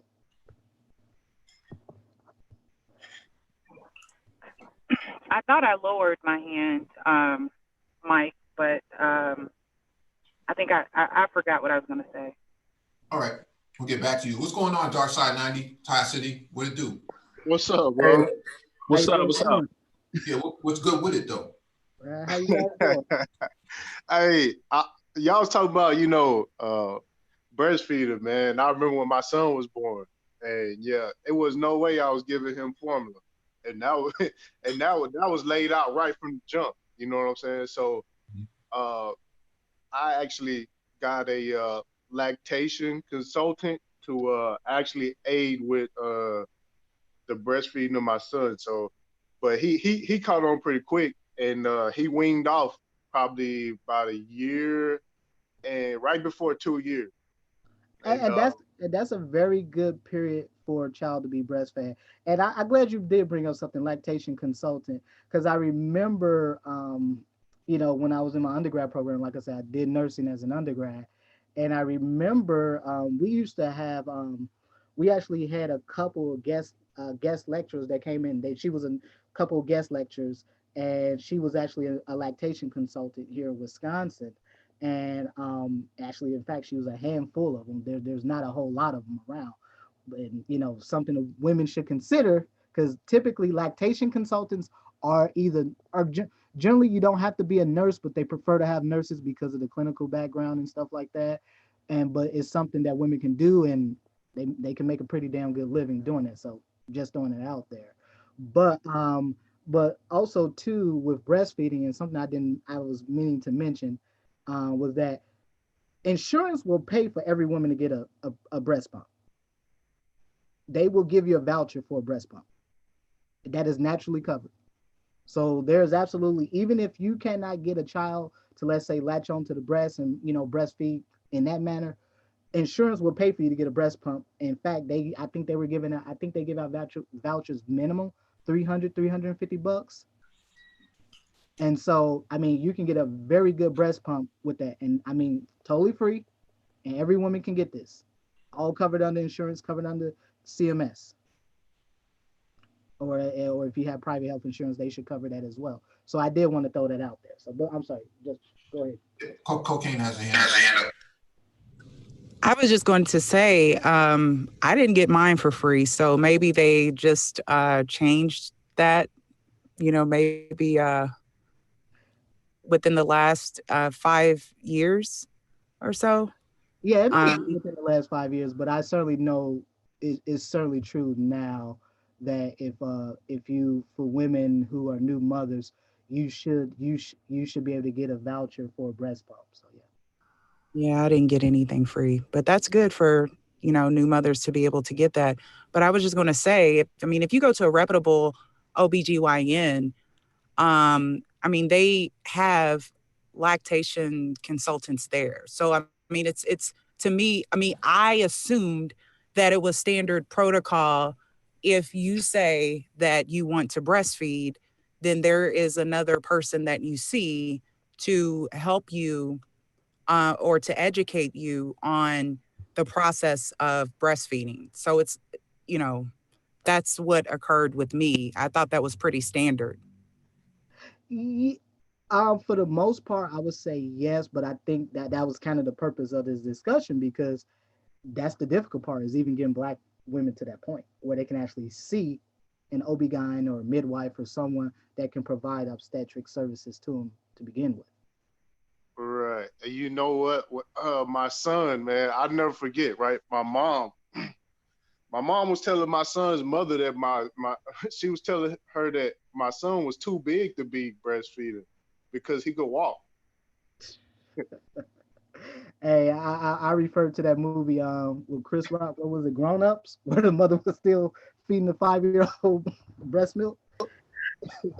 Yeah, I didn't do that. When I started seeing teeth and everything, because I had like hundreds of milk stored up anyway in my deep freezer, because I was just, I was going to start selling it, but I looked it up and everything because I had over an abundance of it. But I said to myself, what? Instead of cocaine Kells, it would be breast milk Kells. So. Boom, boom, no. City, no. But but no, I was just saying that, it's you all made me lose my train of thought. But yeah, I had a lot of breast milk, and once I started seeing teeth, I pulled away because I just got a little nervous and just started transferring everything to the bottle. But to each their own, definitely. How long can that breast milk be stored for? You store it in a deep freezer. So how long is there expiration time on or date on storage of breast milk? Yes, there is. If I'm not mistaken, I believe it's within 3 to 6 months or 6 to 12. I can't remember, but it depends on the type of freezer that you have. So I had a commercial size freezer, deep freezer, that allowed for me to store the milk for months at a time. So, but I never used it because I was always making new milk. So it was just, for me, I needed to make sure that I had a backup plan in the event something occurred. And I made more milk than what I could use. Actually, you know what? Speaking of having all that extra breast milk, actually, the brother Evan Duncan in the chat, I was gonna say exactly what he mentioned was about bodybuilders, because I know for years bodybuilders have been very interested in getting breast milk. So maybe Mike can speak to that, because I know he does all the Spartan training and all of that. Well, you know, a little bit of whey protein here and a little bit of protein there. You know, I was able to perform very well. Gotcha.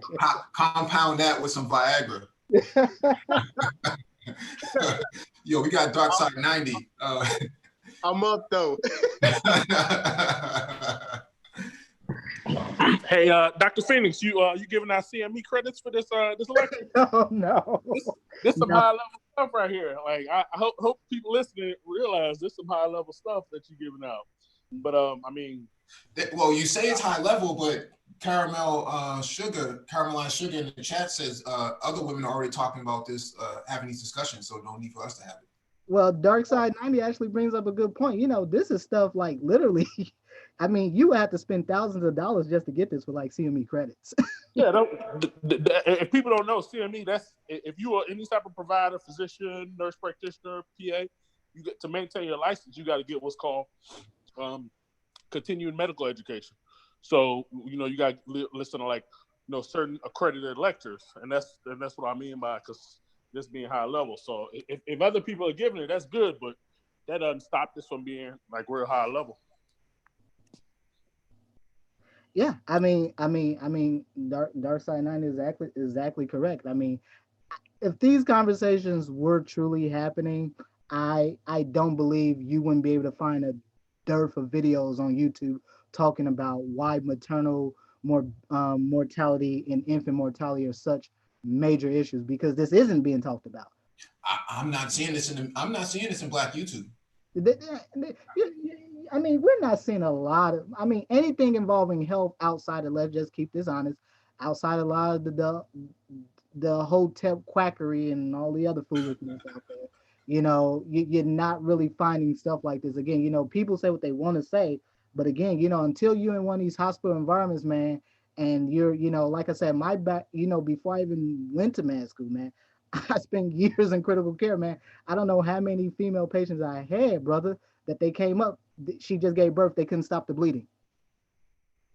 And they just sent her up to the ICU wanting us up here to stop it. You know, and again, you know, and that's something that's a common problem that, you know, doesn't get talked about. You know, we don't talk about, you know, a lot of women have, you know, bleeding disorders. These are genetic, you know, your von Willebrand, your factor V Leiden, all of that stuff.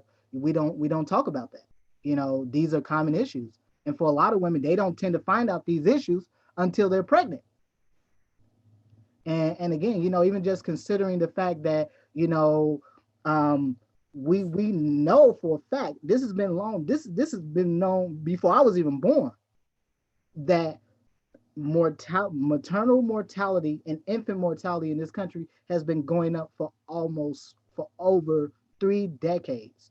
And like I said, there are studies you look at now that are saying that the numbers were better in 1850. So we're talking about still during slavery. They were better then than they are now in some respects. So, you know, no offense to what caramelized sugar is saying, but I am saying that if these conversations were truly happening, you know, we would see very different outcomes among Black women. And certainly these conversations cannot happen, and we're not talking about having fathers involved, because our fathers are a major facilitator of the overall outcomes of women in general. So if you're, just keep this honest here, if you're with a man that can you and him are both having sex, she gets pregnant, neither one of you can afford to stop working, what does that do to her over the long term? more importantly, what does that do to the child over the long term? Because I haven't talked about sudden infant death syndrome. I haven't even gotten to that rabbit hole. How black babies are far more likely to die from sudden infant death syndrome than any other group of babies in this country, and that's even accounting for folks who are non-citizens. All of these stats all of this stuff I'm talking about, this is them even including people who aren't even citizens. So citizens have better outcomes in terms of infant mortality and maternal mortality than people who are native citizens of this country. Mm-hmm. Yeah. Yeah, well, she says, Caramelized Sugar says it's not on YouTube, it's in women's chats and blogs. See, and then I question the validity of the context of that conversation, because are they in the medical field or not? Again, Dark Side 90 just told you this is high level stuff. I'm telling you outright. If you're a provider, do you understand part of when you get a contract as a provider, you need to negotiate CME credits and CME reimbursement into your contract as a provider, because you can easily be spending thousands of dollars out of pocket for this stuff I'm telling you. Mm-hmm. This is stuff you only hear in the halls of a medical school or a nursing school. Mm-hmm. I'm telling you this stuff that I heard. This is me having worked directly with public health agencies, having been directly sending lectures where we're having lactation specialists come in and they're talking about these issues.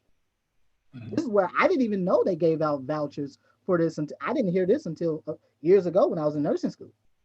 Mm-hmm. So this is before I even went to medical school. I was hearing some of this stuff. Yeah. So again, like I said, again, a lot of, this is a problem. And again, when you get to talking about these issues, no offense to Caramelized Sugar, I'm not buying it. I'm really not. Yeah. Mark S. See if he jumped off. Okay. But yeah, these are very good points that you're bringing up. And I wonder if Dark Side 90 has anything he wants to contribute to this discussion.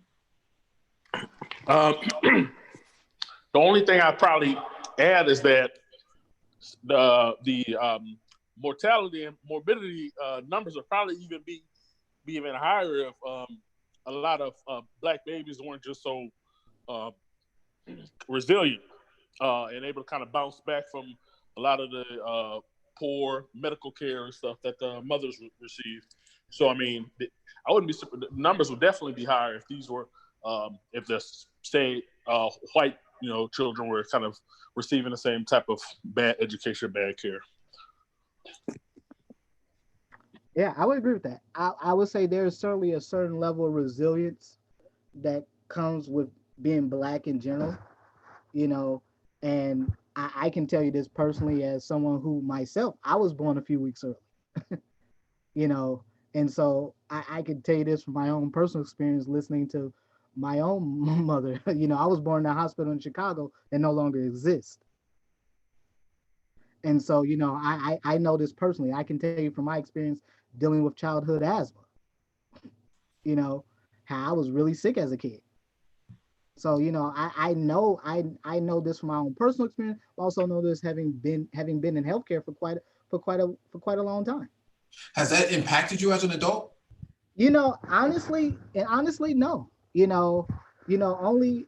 Only place I've ever seen it, in all honesty, is when I was younger and I tried to do physical activity, because typically, because I had childhood asthma, even folks who, quote, as they say, grow out of it, you do, folks who have that as children tend to have diminished lung capacity overall. Have I personally noticed that? No, because obviously I was a medic in the Army. I played tennis. I ran cross country in high school. I started playing tennis when I was like 10. I started running cross country when I was about 12 or so. So I mean, for me, yeah, I've kind of worked my way out of it. I've been a pretty active person most of my life. I go to the gym regularly. So I have not felt those physical effects. And I think part of that is because, unfortunately, back in those days, you did have better care. Mm-hmm. Care used to be better. In fact, back in those days, man, welfare actually used to cover a whole bunch of stuff. Hell, welfare used to give kids braces if people who didn't know. Yeah. So I'll just, for me, I can personally speak to this just from my own experience, but because I've seen it so many times from folks in my family. My cousin, I had a couple cousins, they almost died during childbirth. But I do know this is a systemic issue that affects, Black women, but Black society as a whole. Yeah. Yeah. I mean, we've had these Black Health Talk discussions, a couple of times just this year alone, but they don't get a whole lot of turnout. And to say that, they're already having this discussion somewhere else, but Dark Side says, these are, high level CME worthy discussions. I wonder what the depth is on their side versus what's being discussed here. I think what's happening though is that people are starting, the numbers are starting to come out, whether it's from the NIH or the CDC, and people are now starting to pay attention. But before, I can't remember people paying attention to this. Well, here's the problem, brother, and this is why I doubt these conversations that happens, and why that comment is very duplicitous at best. Is because where does the CDC and the NIH get their data from? They get it from public, they get it from local and state health departments. Mm-hmm. And those health departments get it from where? Hospitals. Mm-hmm. So this is coming directly from the folks. Okay. This is not something I'm making up or anything like this. Like I said before, people can Google this themselves. Use Google Scholar, use PubMed, Medline, CNOL, pick your database. You go find the same articles, and they all going to come to virtually the same conclusions. Mm-hmm. I mean, this has been a known issue as it pertains to Black folks for years. There was programs coming directly out of Chicago that were addressing this. There are programs coming out of Wisconsin, Cleveland. Cleveland has the worst maternal infant mortality rates of any city in this country. Mm-hmm. Hey, Doctor. Oh, my bad. Sorry. No, go ahead, brother. Go ahead. When I was in Memphis, that's where I went to medical school. They compared the infant fetal mortality rate to that of a third world country amongst Black women. And it's still the same in Memphis to this day. In fact, Memphis has the dubious distinction of being known as the single mother capital of the country. I think Memphis always gets the crown for being like the Black Wall Street. There's something about Memphis's connection with Black people. Yeah, I knew there used to be a pretty vibrant Black community, because obviously in Memphis, I think you have the University of Tennessee Health Sciences Center. Obviously, you have Meharry HBCU Medical School. About an hour north in Nashville, you got Vanderbilt. So for as far as I know about Tennessee and folks that I've known from there, Tennessee at one point used to have a pretty damn vibrant affluent Black community. I'm pretty sure that's not the case anymore. But yeah, every person that I've known of that's come from there, they say they left Tennessee. You don't walk, you run. Yeah. Yeah. It's crazy. Go ahead, Doctor. Sorry about that. Let me really, really quickly. One of the things, it was when I was in Memphis, they would talk about, it was like, if you want to get a good education, medical education, and high risk pregnancies and infectious disease, do your training in Memphis. Just let that sink in. Wow. I can believe that. Again, this is kind of the. I'm telling you, man. Like I said, this is why I'm dubious of the comment that Caramelized Sugar made. Because when you're in the medical profession, man, these are inside conversations people are having. Mm-hmm. People know what the hell they're seeing. Any pediatric or OB-GYN resident that's been in one of these, these cities, like for example, in Milwaukee, Wisconsin, about a year or so ago, man, they just had 2 or 3 babies born with syphilis. Wow. This is something that hasn't been seen in Milwaukee, Wisconsin in like over 2 decades. So I mean, we keep talking crazy. That's how you, and somebody just put it up right there. There was that story that came out a few years ago out of Memphis. 3 dudes, almost 80 kids between the 3 of them. Unbelievable. I mean, so this is some, this is some crazy, pardon the expression, there's some crazy shit going on out here. Yes, unbelievable. And we're acting like, we're trying to figure out ways how we can put bandages or just put the wrap back on this. No, people know this. In fact, it's so prolific.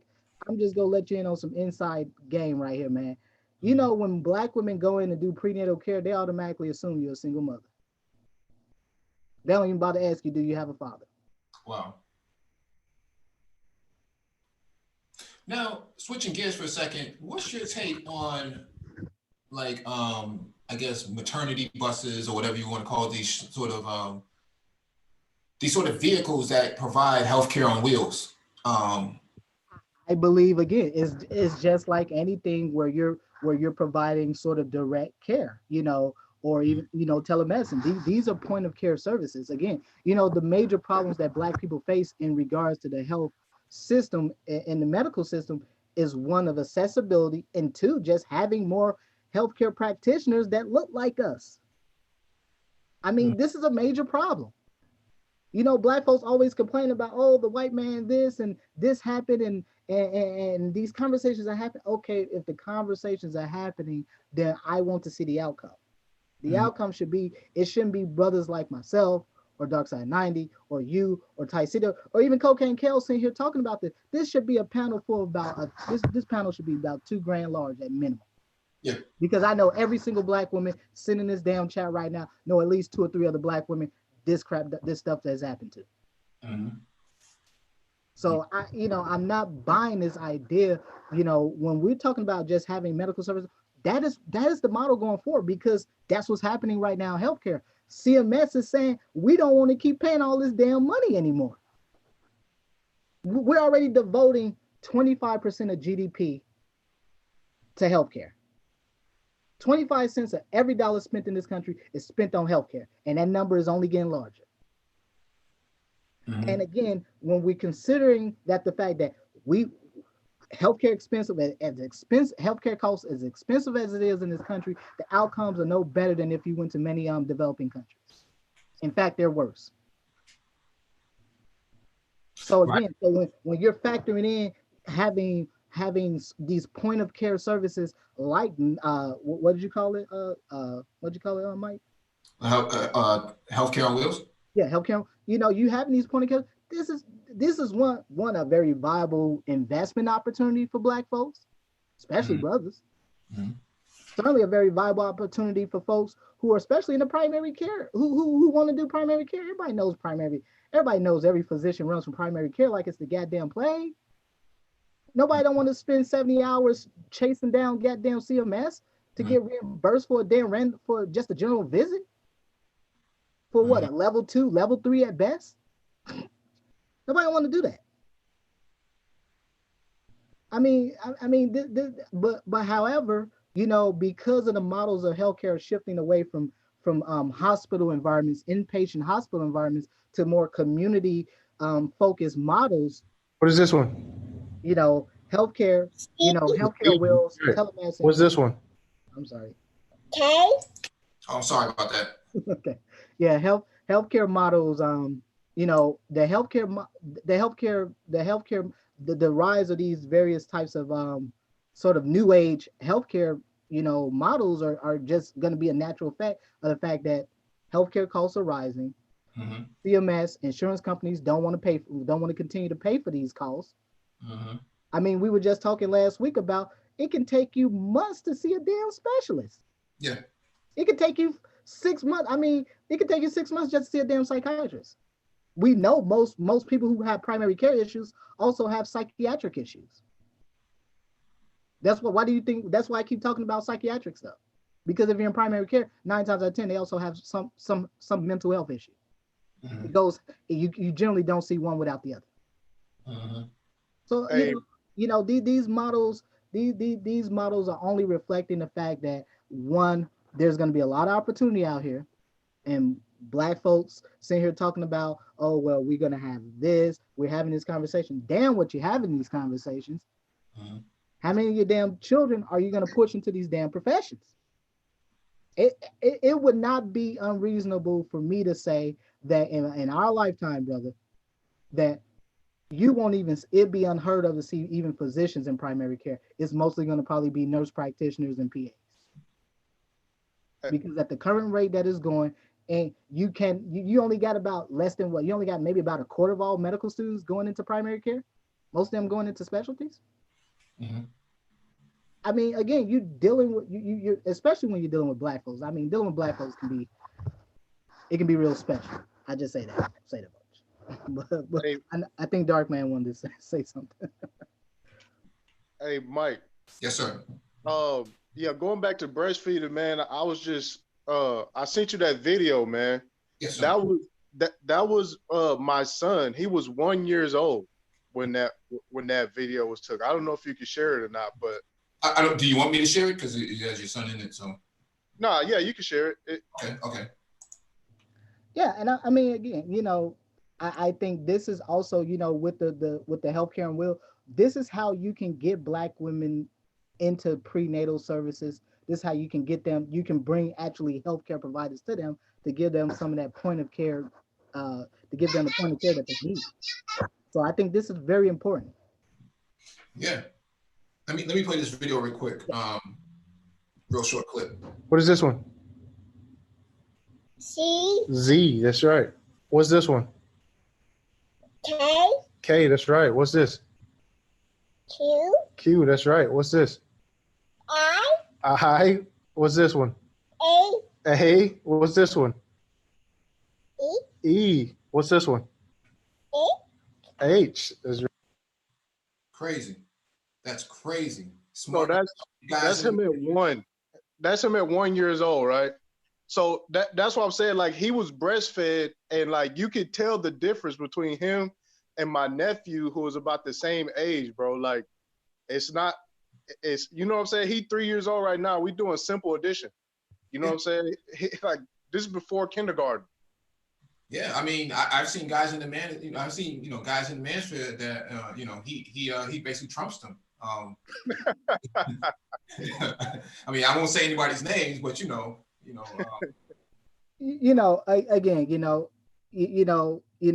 There's lots of, man. I've seen videos where 9-year-olds are using iPads better than 30-year-olds. I mean, excuse me, 9-month-olds. I'm sorry, are using iPads better than 30-year-olds.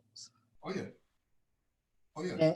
And so, at least at the very least, we know there's a lot of anecdotal evidence that suggests that breastfeeding has numerous benefits to a child. And he not only he was picking up stuff like that, but his speech was developed early. So even like I remember the first daycare that he went into, the teachers was like, he's a chat. He talks a lot, but he can't communicate with the other children that was his age. You know what I'm saying? So the only people who was really understanding what he was saying was the teacher. Yeah, and again, I mean, and again, you're a father. I think you say you have custody of your child, Tri-City.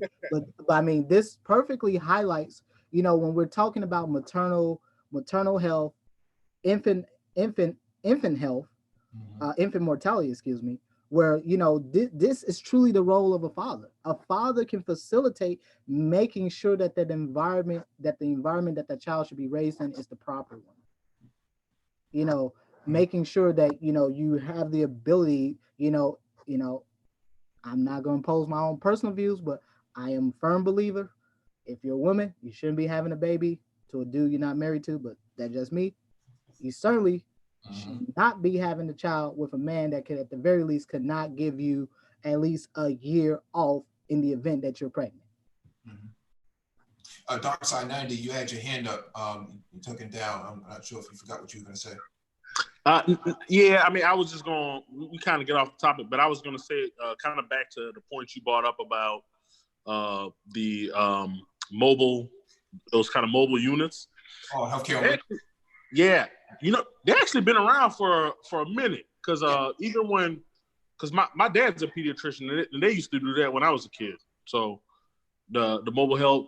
Now it may have, I don't know if it fell out of favor or I haven't really been noticing as much.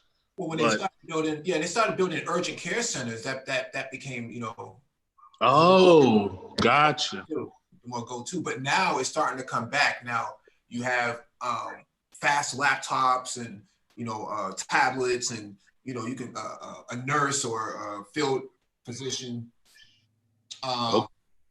go out and actually attend to a patient multiple at a time in one area using data analytics that can prescribe not prescribe but can actually analyze a whole entire population and say, okay, based in this low income area, this many people have this many issues and so on and so forth, and they can kind of handle all of that in one swoop.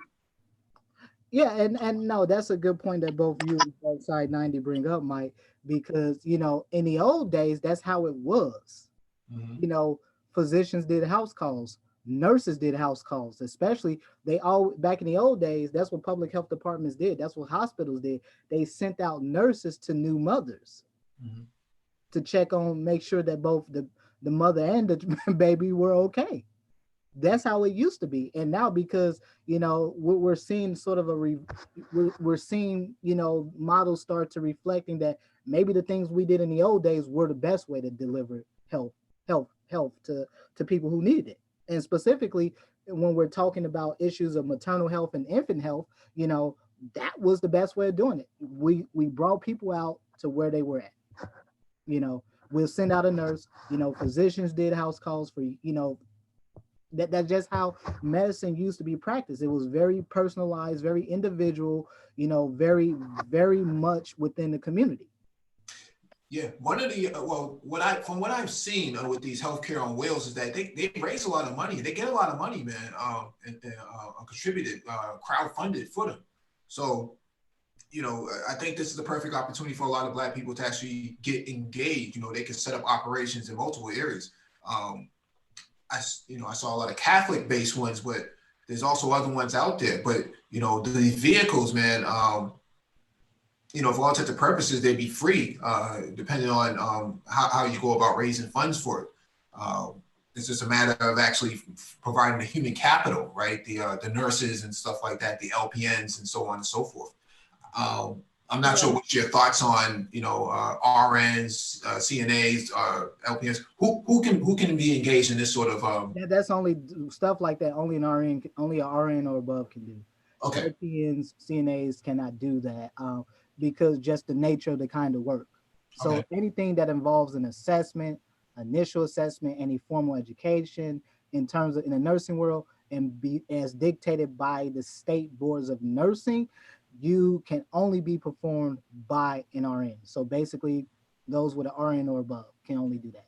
Mm-hmm. In fact, most places, and this was, a conversation I was having before with a couple individuals that, I would never recommend somebody become an LPN. I think it's kind of a waste of time, if you ask me. In this day and age, I think it's kind of a waste of time.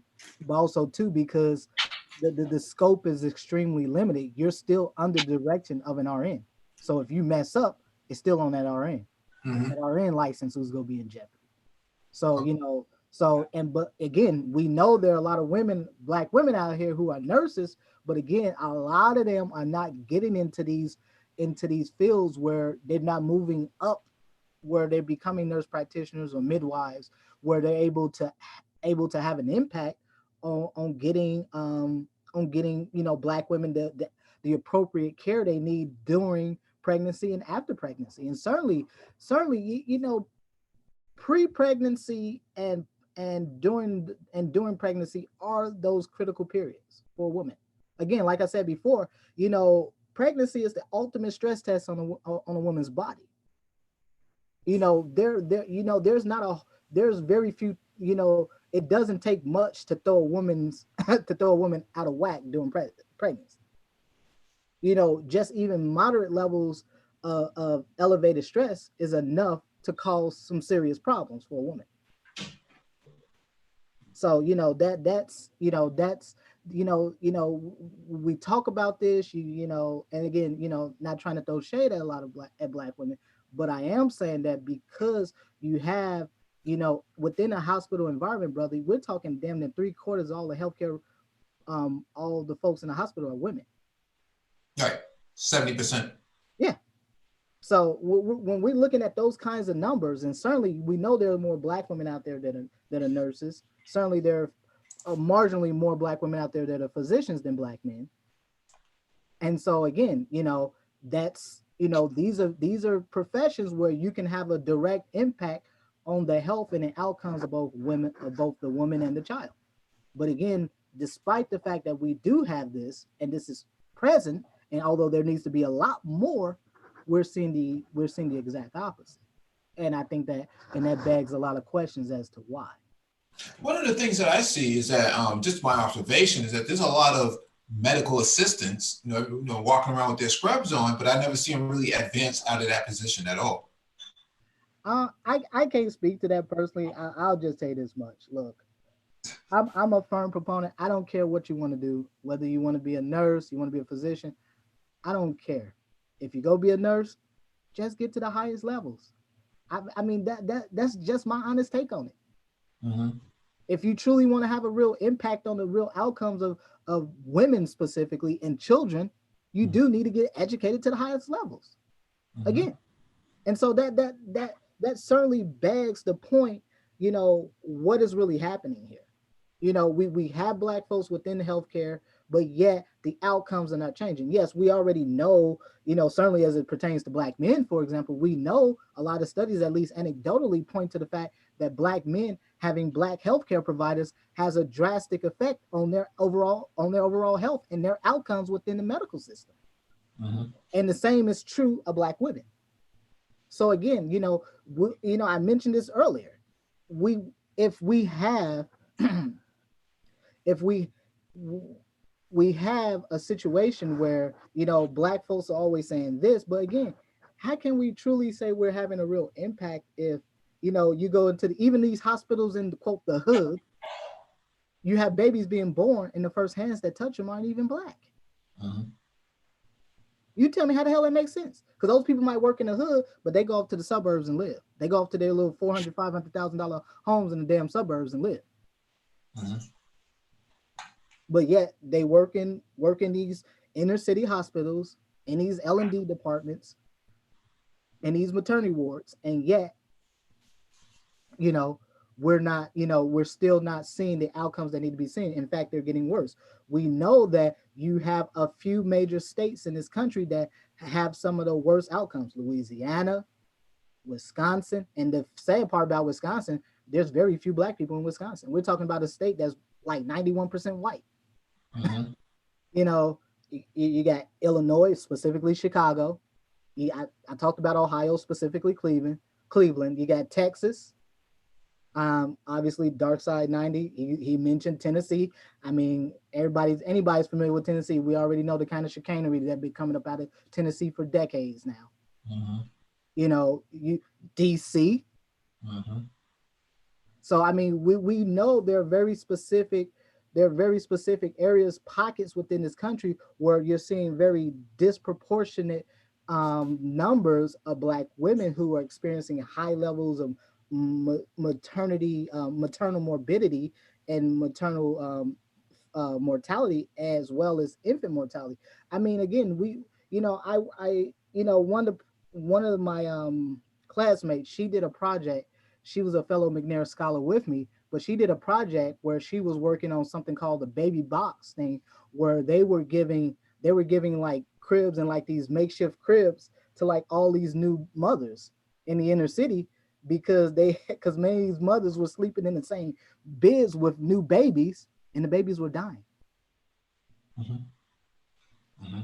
And so, we're talking about issues with babies, sudden infant death syndrome, babies not being, we have a term in healthcare called failure to thrive. And you see this commonly with preterm babies. So you got babies that are born at, like, let's say they might be born at 16 weeks. We're talking about babies who do not even have a properly formed lungs, heart, digestive tract. And what happens? You have to intubate these babies. They have to be mechanically ventilated. They have to be put in incubators. And what happens with that is that now you're forcing air into the lungs, but also because it's an invasive procedure, now the risk for these babies to getting infections rises. You have issues with them. You have issues with heart failure because their bodies, they're, first of all, they're premature, but their bodies weren't designed to have at that age to have something forcing them to stay alive. Mm-hmm. And we don't even consider that. Dockside 90 has his hand up. Go ahead, Dockside. Oh yeah, so just to answer your question about like the med techs. So I think the med techs, that's probably a position that'll probably hang around. It's actually for the most part, med techs you could probably do like a 1 year or maybe even less, or like a little bit 1 year and some change training to get in there. Mm-hmm. But they're essentially kind of like a extra hand. So like if I'm doing a ultrasound guided procedure, they'll serve like an extra hand to kind of help me out doing some stuff or stuff like that. So that's probably the position. It's not a lot of room for advancement though. But that's probably a position that they'll probably hang around even with like automation. Like the front desk personnel, that's probably a position that's probably gonna get automated out in clinics and hospitals. But like the med techs will probably hang around.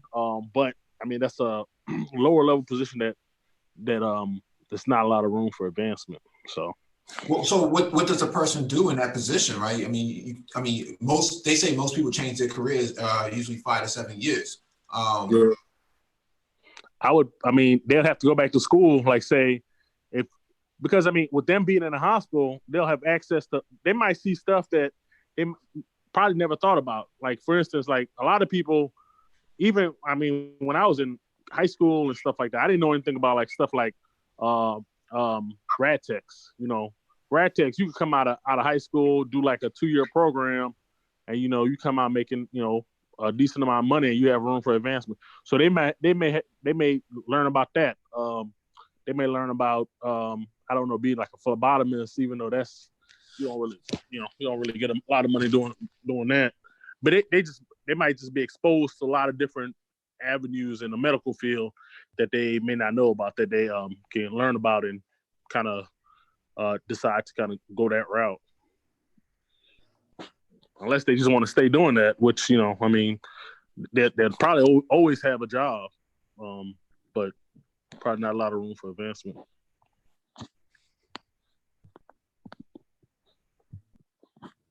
Yeah, I would agree with what Dark Side 90 just said. Again, those are pretty much one-trick pony jobs, if you will, for lack of a better term. You don't, there's really not much growth. There will always be, there will, for the most part, always be a need. Every, providers will always need an extra hand, So, that, those aren't really going to, when I kind of look at, the med tech, the MAs, they're kind of, just slightly I put them sort of where an LPN is at. They're a little bit above a CNA. Although I would say, though, in many respects, CNAs tend to function very similarly depending on the setting to a MA or med tech, whatever you want to call them. So, but however, my take on this again, brother, when we're talking about issues around,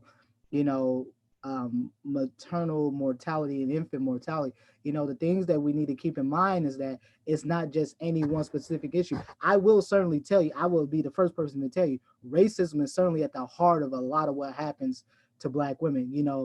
I've heard plenty, I've had plenty of Black women tell me stories about, they were, they got really, they were, heavily advised to not breastfeed, to do infant formula and all this stuff, because a lot of folks get kickbacks from that. Specifically, physicians get kickbacks. So they oftentimes got pushed into that. Also, too, a lot of women didn't know that you can have breast pumps given to you for virtually free. A lot of women don't know that.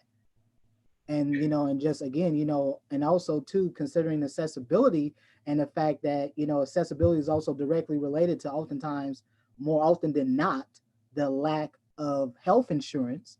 And health insurance tends to be a key indicator of poverty, lack thereof. That's why excuse me, these tends to be issues where all these things come. This tends Pregnancy and obstetrics and tends to be an issue where a lot of those, where all the social issues that we've talked about in previous discussions, where this comes into play at. I've always said this on panels, is if you really want to know what's going on in Black society, just go into healthcare, because you will see it all. People tell you their personal stories. They don't even have to tell you personal stories. You see it on their faces. You see it in the children. And, that's something that we don't consider. I think people just think that, by definition, if you're a healthcare provider, you're a natural observer. I just observe people. I look. I look. I don't even, a lot of times, like I said before, I've had brothers come to me, they're fasting glucose is like 500. I don't even bother asking them how you managing. I already know how you manage it. I don't need to. That's why I start asking about all I start asking them about their social life, their personal life, because I know that's where the problem is at. And the same is true of mortality, of maternal mortality and infant mortality. You mentioned the glucose. What's the impact of a high glucose? Well, numerous. One, it causes damage to the blood vessels. That kind of what makes diabetes very insidious, because the damage that it does, you don't see, but you feel over time. So it damages the blood vessels. So the microvasculature of the body. So one of the most common complications, and I told you this is what I did my project on as a McNair scholar, is diabetic retinopathy. Diabetic retinopathy is the leading cause of blindness in working age adults. Mm-hmm. And it doesn't manifest the same in every person. You have people that can get diagnosed today with diabetes and be blind 6 months later. You can have people that have had diabetes for the last 15 years and not have a single complication. It all depends on the person. Very much, very much depending on on that person's particular physiology, their genetics, all of that. But as a whole, diabetes is such an insidious problem because it causes long-term damage to the blood vessels of the body. A lot of people who have diabetes are at risk for something called atrial fibrillation, which is basically an irregular heartbeat. Folks who have atrial fibrillation are now at risk for developing strokes. Why? Because blood pools in the ventricles. It can travel from the ventricle. Those blood clots, they become blood clots. They can travel from the ventricles into the brain, causes a block. Now they're having a stroke. Or an aneurysm. Yep. Mm-hmm. Yeah. So there's all kinds of issues. Again, people with diabetes have impaired healing.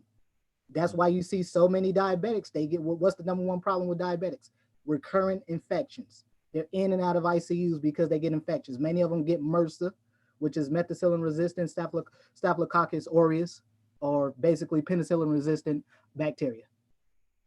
So you have folks who very much with just one condition, you're at risk for so many other conditions. And how many people in this chat have known a family member got amputated, got an amputation? Common problem. You a lot of times you see, and typically with amputations, they usually generally they work their way up. But a lot of times in some folks, because I used to do some, I think I talked about this before, but I used to do some research with a wound care physician. He had a private practice, but he had like 5 hyperbaric chambers. It was him, a vascular surgeon, and an IR and an interventional radiologist.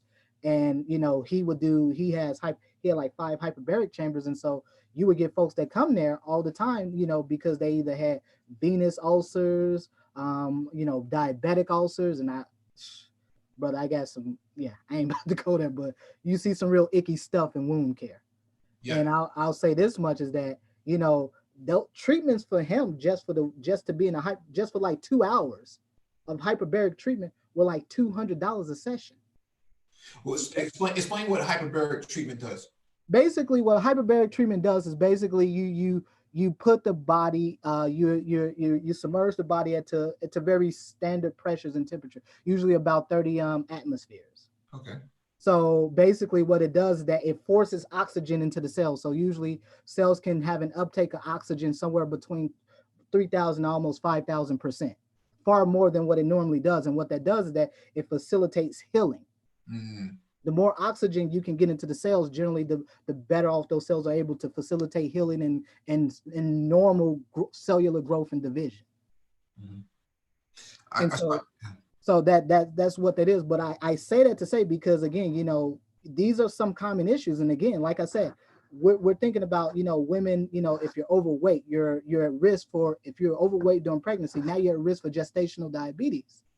Now, gestational diabetes, yes, it generally goes away with pregnancy, but now you're at a higher risk for development of diabetes over the long term. Why? Because most women typically do not lose that pregnancy weight.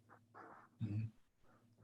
So now because so if you got pregnant again, what's going to happen? There's a likelihood that you're probably going to develop type 2 diabetes. Now, type 2 diabetes might even predispose you, even gestational diabetes might put you at a higher risk for development of eclampsia, preeclampsia.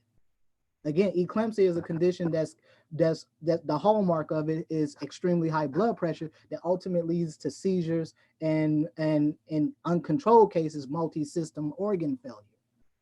I can't remember the woman's name, but it's part of this discussion, but you might be able to find it if you were to Google it. But she had a story. I think they wrote about her in Time magazine or something like that, but a Black woman, but she had complications during pregnancy. I think she had eclampsia. They didn't catch it. She spent like 6 months in a ICU, multi-system organ failure. And to this day, I think she's in her 30s, and to this day, she still has long-term damage. She never fully recovered because it caused a lot of nerve damage. She never fully recovered. So I mean, again, when we're considering all these risk factors for maternal health, infant mortality, you know, these are, you know, it's not just enough to say that, yeah, it's just solely the product of racism, but it's also solely the product of your socioeconomic environment. It's the product of who you choose to mate and ultimately procreate with. You know, it's the product of whatever the lifestyle you're able to provide for yourself and that child, whether you're breastfeeding. So, I mean, there's a lot of things that come into play. So, if somebody wanted to talk, I didn't. It was Dark Side 90. I think he popped his head in. Yeah. My wife actually had prenatal hypertension. She didn't have any. She didn't have any protein in her urine, so she didn't meet the criteria for preeclampsia. But like all of a sudden, like pregnancy went good, and then all of a sudden, like 4 weeks before, it was like 2 weeks before her due date, blood pressure just kind of spiked up real high. We ended up having to deliver our first child early. So you're right. I mean, if we didn't have good prenatal care, that could be because she didn't have any symptoms. You know, it was just a blood pressure just got real high all of a sudden. If we didn't have good prenatal care, that's easily something you could have missed, and who knows what type of complications that can go up. So that's, I mean, what you're saying, Dr. Phoenix, is, I mean, it's all on point. And you know, again, thank you so much. And I think, like I said, this is something that we don't take serious enough. You know, again, having, you know, just being in relationships where the pregnancy is planned, you're both expecting the child. You know, in the event that, you know, again, my personal opinion, if a woman should not be working while she's pregnant, I'm a firm believer in that. All the evidence points to the fact that should be the case.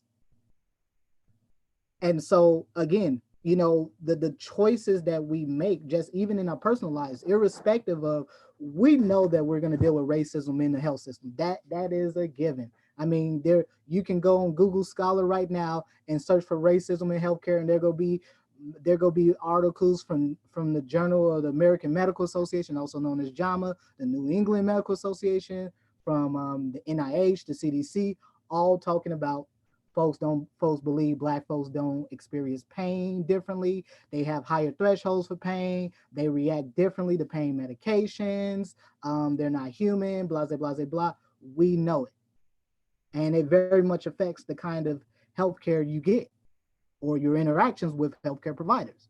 We know that. But also the other part of this is that, part of what has to really happen, what the serious conversations that need to happen in Black society is that we really need to be having think tanks where we're saying, okay, where these are all the issues we're dealing with within the health system. How are we going to meet this problem? And first and foremost, we certainly need to be pushing more children into these professions by far. Because this is not just one problem that any physician or any nurse or whomever is going to solve. This is going to take a community-wide effort. And so dealing with the fact that we understand that more infant mortality, maternal mortality is really a product of not just racism, but the environment as a whole, is going to require all hands on deck.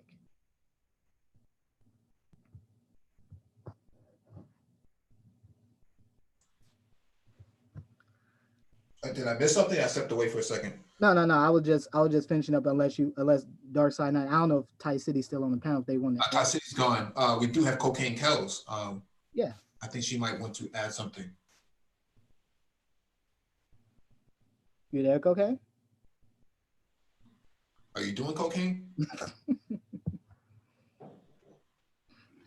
You know what, Mike?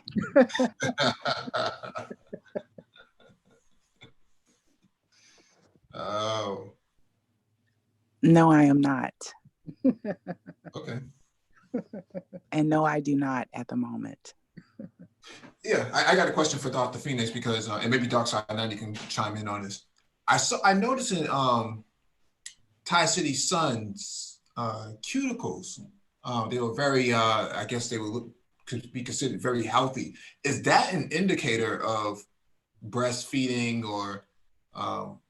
Well, in general, I know where you're going, because in general, nail health in general, whether it's your toenails or fingernails, are generally a pretty good indicator of overall health. Again, most issues related to health, believe it or not, tend to show up in some major areas first. Usually you see it in the eyes and the extremities. So in your toenails, toes, fingers, fingernails. Those typically where you start to see some of the first manifestations of, maybe some signs there may be, some adverse health issues happening. Those typically be the areas where you see it. So yes, it could be very. I would say yes. If he's getting a proper nutrition, I would say you would definitely see it. You would definitely see it in his nails, the hair, obviously, the eyes. We know that a lot of Black children out here are malnourished. They're undernutrition. They're not eating the proper foods. And a lot of that does contribute, even though I have had somebody call me stupid on the panel before, because I wouldn't agree with him saying that flaming hot Cheetos give Black children low IQ. so yeah, guy called me. Yeah, I was kind of dying laughing when he said that to me.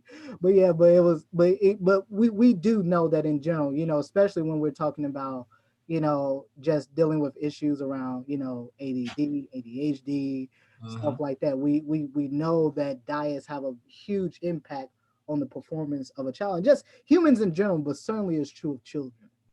Right, because I see some kids, their nails look like they've been through a NutriBullet or something like that, man. Yeah, yellow nails are generally a sign of fungus. Mm-hmm. Yeah, general. Typically, if you see yellow nails, that's generally fungus on fungus growth. Also, too, a common place to look. A lot of people don't look. Look at the tongue. Oh, on a baby? Just on adults in general, people in general. Okay. Look at the tongue. Okay. Typically, if you see like I said, in ICUs, you see this a lot. A lot of folks come in, they have these huge white patches on their tongue. Yeah. It's called thrush or candida. Candida is just a form of yeast. And basically that kind of is a somewhat of a good indicator of overall gut health.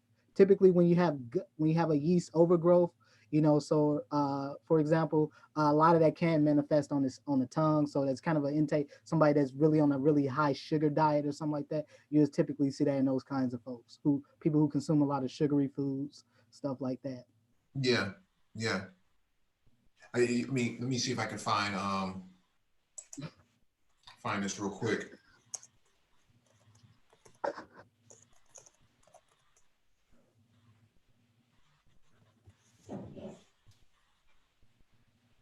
Oh yeah, speaking of children, I'm glad you did mention that. And I was having this conversation about a week or so ago with a young lady because she was talking about a nephew, and he's like 6 or 7, but he has some serious cavities to the point where he cannot properly chew and eat. Dental care is a major problem among Black children. It is. It really is a major problem. Mm-hmm. Because again, dental care tends to be pretty expensive, no doubt about it. Obviously it's expensive for adults, so certainly it's true of children. But dental care is one of those things that is, or oral hygiene in general, is something that's severely overlooked in Black society. Because I can't tell you how many kids' mouths I looked into, and I've seen 80-year-olds with better teeth. You seen what? I've seen 80-year-olds with better teeth. What is that? I've looked in a lot of mouths of a lot of children, and I've seen a lot of black spots where they have massive cavities. Oh. Yeah. Because again, a lot of kids, they're not taught proper oral hygiene, proper teeth brushing. I remember, in fact, when I did my public health rotation as an undergrad, I was in a health department, and we had to go into a school. And one of the things we did, we actually had to set up a program where we actually had to teach children how to properly brush their teeth. Because the kids would come to school and they would have some serious cavities. Yeah. Believe it or not, dental issues are one of the major causes of non-attendance of missed school days for Black children. Yeah, being pain, teeth falling out and all that stuff. Well, that's exactly what's happening. Yeah, you see a lot of that. But I wanted to bring this up because I saw someone with this earlier. A triple stacker king burger, right? I mean, they didn't have just one; they had 2. Okay, That's a heart attack. Coronary waiting to happen. Now, if you're pregnant and you're eating something like this, if a woman is pregnant and she's eating something like this, what are the impacts of something, a pregnant woman eating this sort of meal? Here's the thing. Typically, if you're pregnant, usually you can expand some of those daily dietary guidelines. You usually can, I would say, at least expand it by maybe a third to 50%, given the fact that, you got 2 people involved. However, look at this. Mm-hmm. Let's just look at this. Mm-hmm. 2,300 milligrams of sodium. You're already past the daily allowance of sodium right there alone. Yeah, 2 of them. Now, if you look at the total fat, 93 grams of fat. Wow. I mean, brother, that's like damn the 3 days worth of fat. Yeah. Same thing with the saturated fat. Yeah, 16 grams an ounce for yeah. For those of you who don't know, 16 grams an ounce. So yeah. I mean, look at the saturated fat. Now the big one here is the saturated fat and the trans fat. And the cholesterol. Those are the 3 big ones right there. I would add the sodium, but however, well, yeah, I'll throw the sodium in there. But if you look at those 4 metrics right there, saturated fat, trans fat, cholesterol, sodium.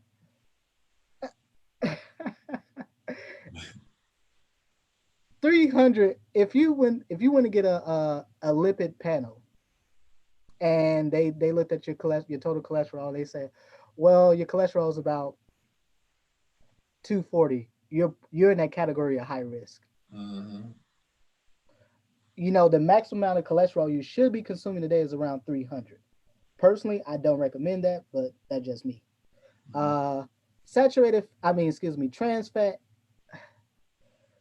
Is that like LGBT or something like that? You know, without giving black folks an organic chemistry lesson, there's a reason trans fats are banned. I'm just gonna leave it at that. Mhm. You know, I mean, in fact, the trans fats are the fats that are primarily this is the major fat. This is the fat that has been primarily responsible over the last few decades for the massive levels of coronary heart disease that we've seen in American population to this day. Wow. It's this particular fat alone. Go ahead, Doc. See, that goes into back what I was saying about black people being a little bit more durable. Because I mean, people eating this type of stuff, and she probably gonna survive. The kid, may have some medical stuff, but probably gonna survive. If again, black people weren't so durable, she'd probably be dropping dead. Because this is ridiculous. I can't believe it. That's with two of them. Oh man. Yeah. I mean, and here's the funny part. If you look over to the far right, Mike, you see fiber right there where it says 1 gram. Mm-hmm. You know, fiber is important for a very reason. If there's one thing that I can say that you can definitely should add to your diet that will have a major beneficial effect, it's certainly fiber. Mm-hmm. And fiber is very important for a few reasons. One, is needed for proper fat digestion. 2, proper glucose regulation in the body. That's why people can eat these fruit diets, but not get diabetes. Mm-hmm. So you can go eat like 3 or 4 bananas a day, and you have perfectly normal sugar levels. Good. Because fruits in general tend to have high amounts of fiber within them. Mm-hmm. And so, yeah. So I mean, look at this. I mean, I hope you got a damn cardiologist on speed dial. They gonna need to put a goddamn LVAD in you. Oh man, I mean, they eat this stuff daily. I can't stand this shit. You see the post. For those of you who don't know, on the community tab, I post my post-workout meals, man. Nothing like this. I mean, the 1 gram of fiber. I mean, they probably have a better chance of getting more fiber from like Verizon, rolling out Fios in their neighborhood or something like that. But here's the thing. Here's really the real. We're looking at this. We're saying this is a lot, even just for an expecting mother. But how many times have you been out and you probably seen a black kid eating something like this? Oh, they love it, man. They love it. They go there with their little coupons that they get from the flyers and whatnot, and right up there, man. Because now Burger King actually delivers, right? So they have these. They do? Yeah, they deliver. Oh shit! I didn't know that. There's an app that goes with their the Burger King app. Oh, I did not know that. Wow. Yeah. Brother, I have not had anything that looks like Burger King and McDonald's since probably I was in my very early 20s. Mm-hmm. Well, certainly Burger King. I haven't had McDonald's since I was like a teenager. But Burger King, haven't touched anything Burger King since I was probably like maybe about 20, 21 or something like that. Like I rarely ever eat out. All the foods I eat, 96% of it is cooked. I don't do that. I mean, look, and this is something important because, we're talking about maternal fetal health and infant mortality, and we're talking about obesity because this is something I haven't talked about a lot in this discussion, obesity among Black women. Mm-hmm. But this is where it starts. Mm-hmm. You're looking at it right here. This is where it starts. So you think about a child, a young girl getting this, a 5-year-old, and I've seen I've seen some talk shows. I think it was maybe a Dr. Phil I watched some years back where they had one mother was feeding this young girl, all kinds of stuff, and this girl was like 5 years old, and she looked like the Stay Puft Marshmallow Man. I mean, it was horrible. And personally, if you ask me, I think it should be considered child abuse. If you ask me. But here's the thing, I've even been out, even in just being out, like, I think it was about maybe a month or so ago, I was at a Target and I was standing in line to check out. And there was this young Black girl couldn't be no more than 9, maybe 10. And she was like so overweight, just morbidly obese at 9 years old.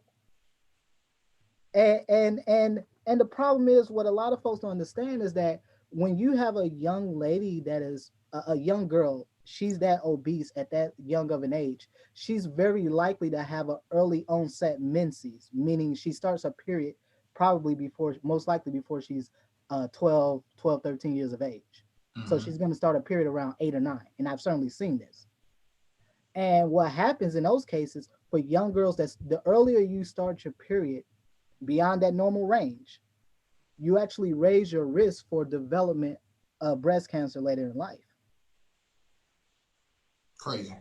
And on top of that, like I said before, we're seeing cases. There are cases out there now, man. You're seeing 17-year-olds having strokes, having heart attacks, brother. They have your 17-year-old with a heart of a 60-year-old. Mm-hmm. And I mean, you couple that with just the normal, the normal growing pains that Black people have growing up in this country. Mm-hmm. You compare you combine that along with a diet, man. You just have a recipe for generational disaster. Mm-hmm. I mean, I mean, there's a burger place. I think I saw this on one series before. It's called. They have a heart. They got. It's called Heart Attack Grill. And literally, man, they serve a burger that's like 8 patties. And I didn't even know this until someone sent me this like over the summer. And I was watching it, and the guy that they originally had the spokesperson, guess how he died? Take a good guess. Eat one of them patties? Oh yeah, he died from a heart attack. Heart attack killed him. Yeah. Because we don't even consider that, you have heart attacks, but then you have something called a sudden cardiac arrest. And so sudden cardiac events, these are your events where we're talking at best case scenario 10% survival rate.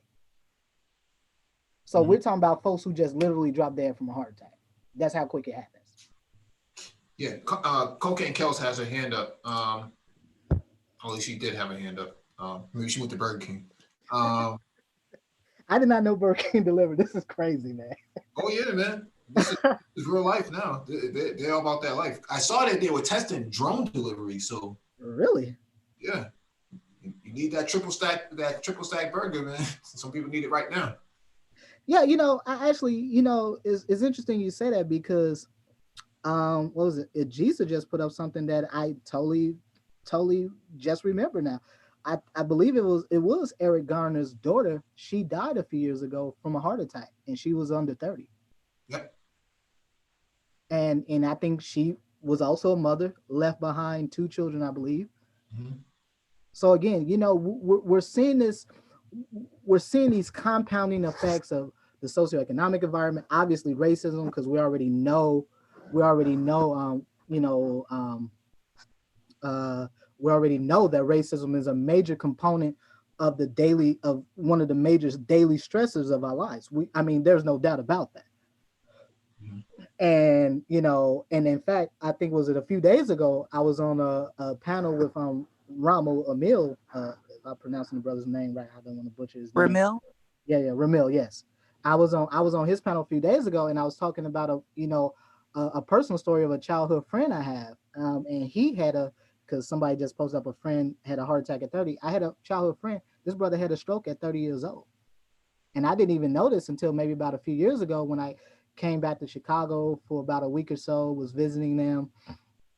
And I saw him, and I just kind of looked at his face, and I said, something happened, brother? And he just kind of told me what went on. And I'm like, wow. Then he come to find out the brother had high blood pressure his entire life.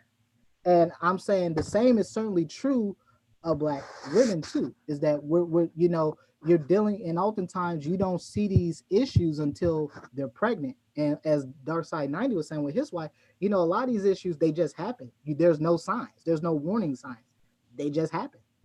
In the case of a woman who develops eclampsia, the only way to rectify that is delivery of the child. You have to do emergency delivery of the child. So oftentimes that's usually C-section. So we're there's a convergence of a lot of things that are happening. I mean, obviously, certainly diet is at the damn heart of a lot of what's happening with Black women in terms of of maternal mortality and infant mortality. I mean, again, because you think about it, if she's eating that burger, she's passing all that trans fat, all that stuff is being passed along to the child as well. Now, it says 85 grams of protein. Does that offset any of that? Hell no. I mean, I mean, what good is 85 grams of protein? And again, you know, and I was kind of explaining this on Ramil's panel the other day too, is like a lot of Black folks don't understand. Look at this. This is a burger, solid. We're talking about a solid state of matter here. So for your body to absorb something, it has to be liquid. So your body has to convert something that's a solid into a liquid. And then it is absorbed in the intestines. Mm-hmm. So just imagine how much work, how much energy your body has to expend to digest that. Think about that. Right. Right. And I mean, how do you pass a solid like that? You know, for defecation purposes. Again, what is a major issue women have during pregnancy? Constipation. A lot of women get constipated during pregnancy. Really? Yeah, it's a common problem. She gotta be shitting me. A lot of women have constipation issues during pregnancy. You know, again, look at all the salt. What's another problem women have during pregnancy? A lot of women get swollen feet. They get edema. They get fluid buildup in the feet. Mm-hmm. That's why they have to wear loose fitting shoes, stuff like that. You know, typically loose fitting clothes because, again, you know, like I said, pregnancy puts a lot of stress on the body, and you couple that with eating a diet like this, and you know, your body has to digest this. It's already devoting a significant amount of resources to maintaining and sustaining a pregnancy, but now you have to devote even more resources in the body to digest something that's 2,300 milligrams, 93 grams of fat, 40 grams of saturated fat, 51 grams of carbohydrates. I mean, the sugars ain't too bad, but hell, the sodium and the fat alone is enough to, you know, to make sure you have your damn cardiologist on speed dial. So I mean, yeah, I think it should be illegal to sell things like this, at least not in this quantity. Let's go to Cocaine Kelly. She got her hand up. Yeah, I just wanted to kind of point out that you're the one that knew that Burger King delivered, by the way. Well, Boom. What? Excuse me? I beg your pardon? Yeah, I'm sure. I'm out though. What? Yeah.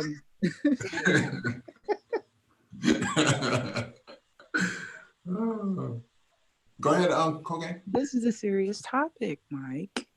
It is serious. It's about serious as a heart attack. Boom. Okay. So anyway, I was just going to add that there are variations of calorie intake per trimester. And I'm not sure if that was mentioned. For example, the intake for the first trimester should be 1,800 calories and per day. Per day is what you're saying. Okay. Per day. Mm-hmm. And then the second trimester is 2,200. Okay.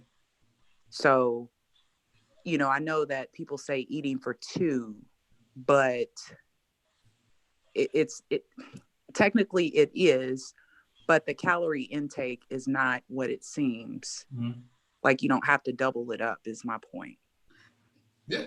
Yeah, no, I would agree with that. And the reason I stated that because again, I think a lot of times what happens that is the case, but certainly as it pertains to Black women, that's not what happens. What happens is that, you know, I think that if I remember correctly, the typical amount of weight that should be gained during pregnancy is somewhere between 20 and 30 pounds.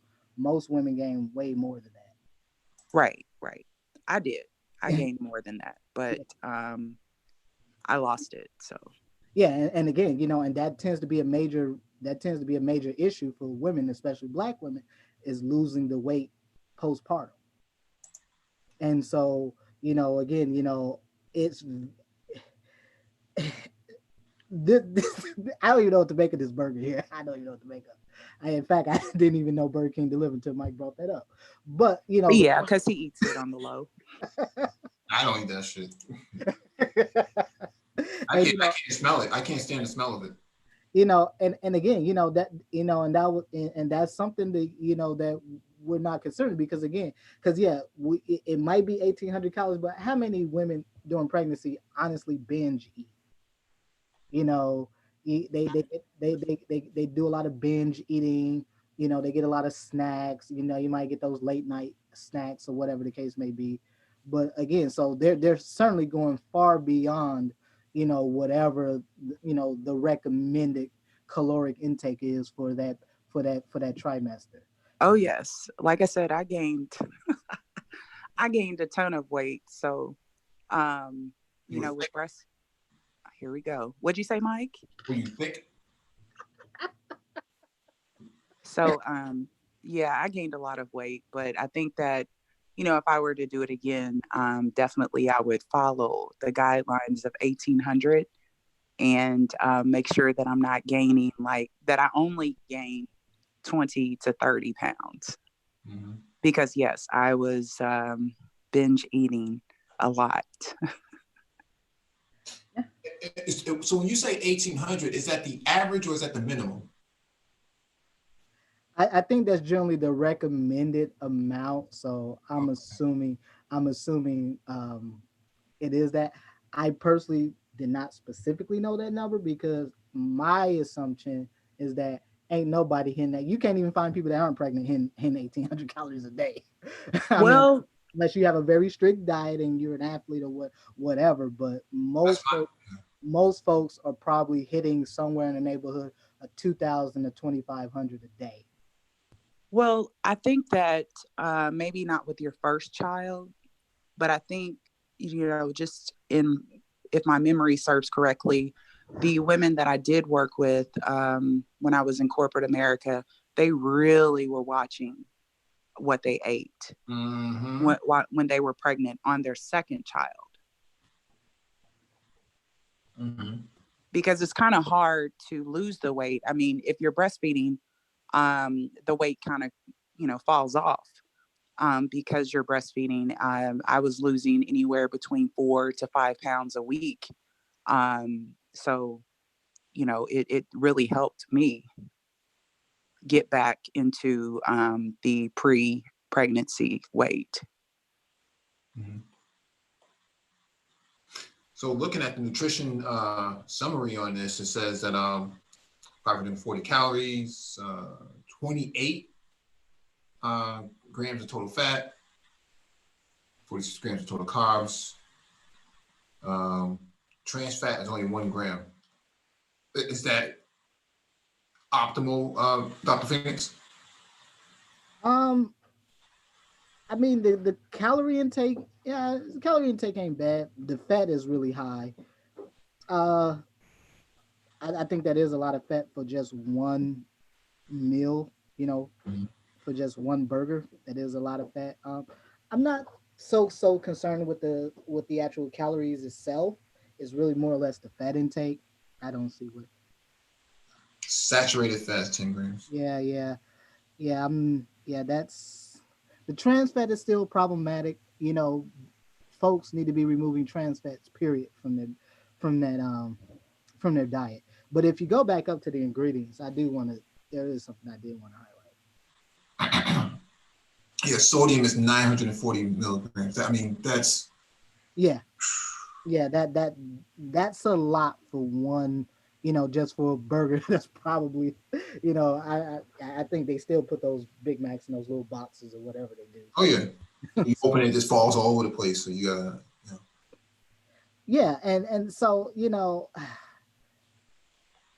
the calories I'm not so concerned with, but certainly the fat and the sodium are the big issues, along with the trans fat. Even the cholesterol isn't so much of an issue for me. It's definitely the sodium and the trans fat and the total fat in general. So.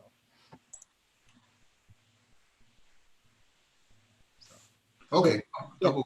Can you go back up for a second? I did want to see something with those ingredients. Yeah, there you go. Yeah, right there.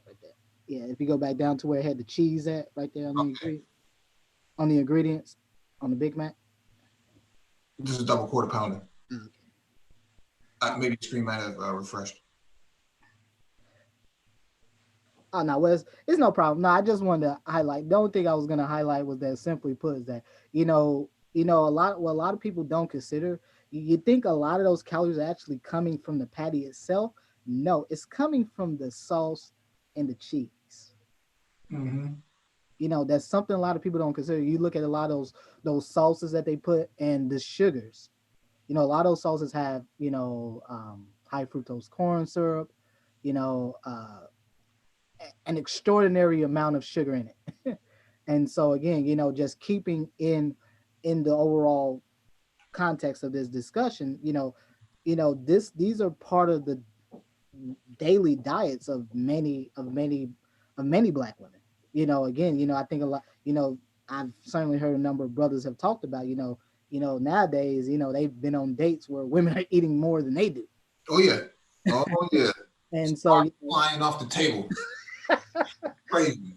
Yeah, and I'm not saying this, trying to be, disparaging, but I am saying this is because there is overeating, portion control, obesity goes hand in hand with with many of the issues around maternal fetal health that we're seeing. It also seems to impact their libido. Yeah, because I mean, fat in of itself actually secretes actually acts as its own organ, meaning it secretes its own hormones, enzymes, stuff like that. So one of the major things it does is secretes a lot of inflammatory enzymes. So a lot of things that causes inflammation in the body. Mm-hmm. So we have cytokines, was it interleukins? I can't remember. Cytokines, I think it is interleukins. But in general, it secretes a lot of fat in of itself secretes a lot of inflammatory enzymes that causes a lot of issues, in particular with the development of particular disease processes. So again, when we even think about something going back to maternal fetal and specifically to diabetes production begins with fat intake, and specifically type 2 diabetes is really diabetes where someone becomes their cells become less sensitive to the effects of insulin. And that is directly correlated to the amount of fat that they consume. Mm-hmm. And fat also converts estrogen into testosterone. Exactly. Really? Yes. Yes. Wow. So that would explain the anger issues. And sometimes hair growth in the chin and stuff like that. And that's usually what that's from. You said hair growing on the chin? Yeah. Yeah. So if you see like an overweight woman who has like facial hair, that's probably why. Yeah, because testosterone is responsible for those secondary sex characteristics, meaning facial hair development, deepening of the voice. That's what testosterone does. For a woman. Yes. Wow. Yeah. But it doesn't add any muscular strength or anything like that.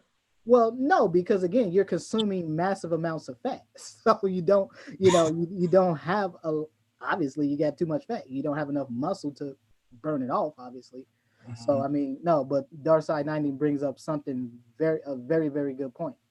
So, I mean, again, this is part of, again, when we're considering a lot of these issues, around maternal fetal health, this is why diet and specifically obesity plays such a major role in a lot of the maternal fetal issues that Black women experiencing. And so in part, dealing with the issues around racism, there needs to be a very constructive conversation around obesity among Black women, because obesity is fat in of itself is pathogenic, meaning it causes disease. Right. So, that's something to keep in mind. I mean, if you go back to, and I'm sure everyone remembers that was Aaron McGruder, his Boondock show. and he did that infamous skit where he made fun of that movie Soul Food, and he had the one where he did the fried chicken one where folks were going crazy over the fried chicken. And you remember in Soul Food, and I remember seeing that movie as a kid. And I go back and I remember watching it again as an adult, like, damn, people praising the damn food. They praising eating the same damn food that killed her. And again, this is some of the things that when you get older as Black people, you kind of start to look back like, yeah, this probably wasn't the best thing to be doing back then. And you have to break a lot of those habits, but unfortunately, things are just so readily accessible and available. At least all the harmful stuff. And for Black women, again, this is how you get the story somebody put up in the chat about Big Mama and all that stuff. Again, Big Mama 9 times out of 10 was a diabetic, was an amputee, and she's probably got she proverbially has one foot in the grave and the other foot alive. The other one outside of it. So again, this is where you see these. You see this convergence of how all these issues happen again. And typically you can always look, if you generally see an overweight mom, what are you going to do? You see overweight grandmother, you're typically going to see an overweight mother. You go see an overweight granddaughter and great granddaughters. So you gotta be kidding me. It is a generational, we're dealing with a generational issue here. Wait. You gotta be kidding me. What's that? Kentucky Fried Chicken and donuts. Oh yeah, I saw this, man. This was like over the summer, brother. I think I saw this where they had a chicken sandwich on 2 big dumbass glazed donuts, and folks are eating this crap. Yo, that's like a national security issue, man. that's gotta be a national security issue. Who? Hey, they had a Boondocks episode about something like that, and I can't believe they made this real. There was a Boondock. I don't know if y'all watched. There was a Boondocks episode about that. Yeah, I was just talking about that. People were like, if you watch the episode, man, it was like they called it like the itis. People were going damn crazy over some damn fried chicken. Yeah, exactly. It was the itis. Crazy. I think when he did the one about soul food and that when he caught a lot of flack because he really did go in on that soul food movie, and but it was true. It was a brilliant way of illustrating a major issue where again we talk about racism being a major contributor to the maternal fetal issues that Black women deal with, but we're not also talking about the stuff that is readily in our control, and one of that is addressing the diets and the obesity issues among Black people and specifically Black women. So again, if you have an unhealthy group of women, naturally your children are going to be unhealthy. That's crazy. That is absolutely. I can't even imagine, man. I mean, they're trying to impeach this guy, the Tangerine Tyrant, man. They should be trying to impeach whoever made this thing. We've been seeing that crazy business going on with Popeyes for the last few months, where they done made a guap of money off of selling Negroes, some damn coronary-inducing chicken sandwiches. I mean, we're seeing this. And again, even Popeyes, most Popeyes and KFCs are located in Black neighborhoods. Oh yeah, absolutely.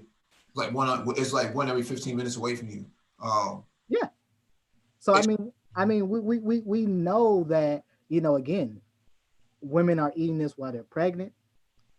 I couldn't even imagine eating something like this. A goddamn, I don't know, what's this? 2 glazed donuts and a chicken patty in the middle of it. Oh my God, it's hot too. It looks like there's steam coming off of it. I mean, obviously because the chicken must have been cooked, but it's just unrealistic to me. To me, this is terrorism. This is literally terrorism. I mean, forget about flying planes into buildings, man. You're taking this down the hatch. It's crazy, man. Yeah, I mean, and again, when we think about this as being incorporated into the daily diets of what again, focusing on maternal fetal issues in Black women, just imagine the average Black woman eating this, and she's not even pregnant. Now imagine her eating this, and she is pregnant. I would not be the least bit surprised if you were to see a pregnant woman at a KFC or Popeyes eating 2 sandwiches like this at one time. That's ridiculous. I would not be the least bit surprised. And then I don't even want to look at the stats on this. I can imagine this this thing probably we thought that burger was bad. I'm 99% sure this is even worse. Oh man, this is like Fallujah on your belly, man. This is crazy. And so, all things considered, brother. I mean, when we're trying to address issues of, postpartum, because like I said, I've mentioned this in passing, talking about, addressing postpartum bleeding. Bleeding is a major, it's common in pregnancies, but again, there's no real clinical protocols, as I was saying earlier, to address something like, understanding what do we consider to be an alarming amount of blood loss, where we need, as healthcare providers, practitioners, need to step in and say, okay, maybe this woman might need an infusion. Maybe we might need to see where is she bleeding from, and where to stop it. This is something, you're dealing with postpartum bleeding issues. You're dealing with issues beyond just the effect of, just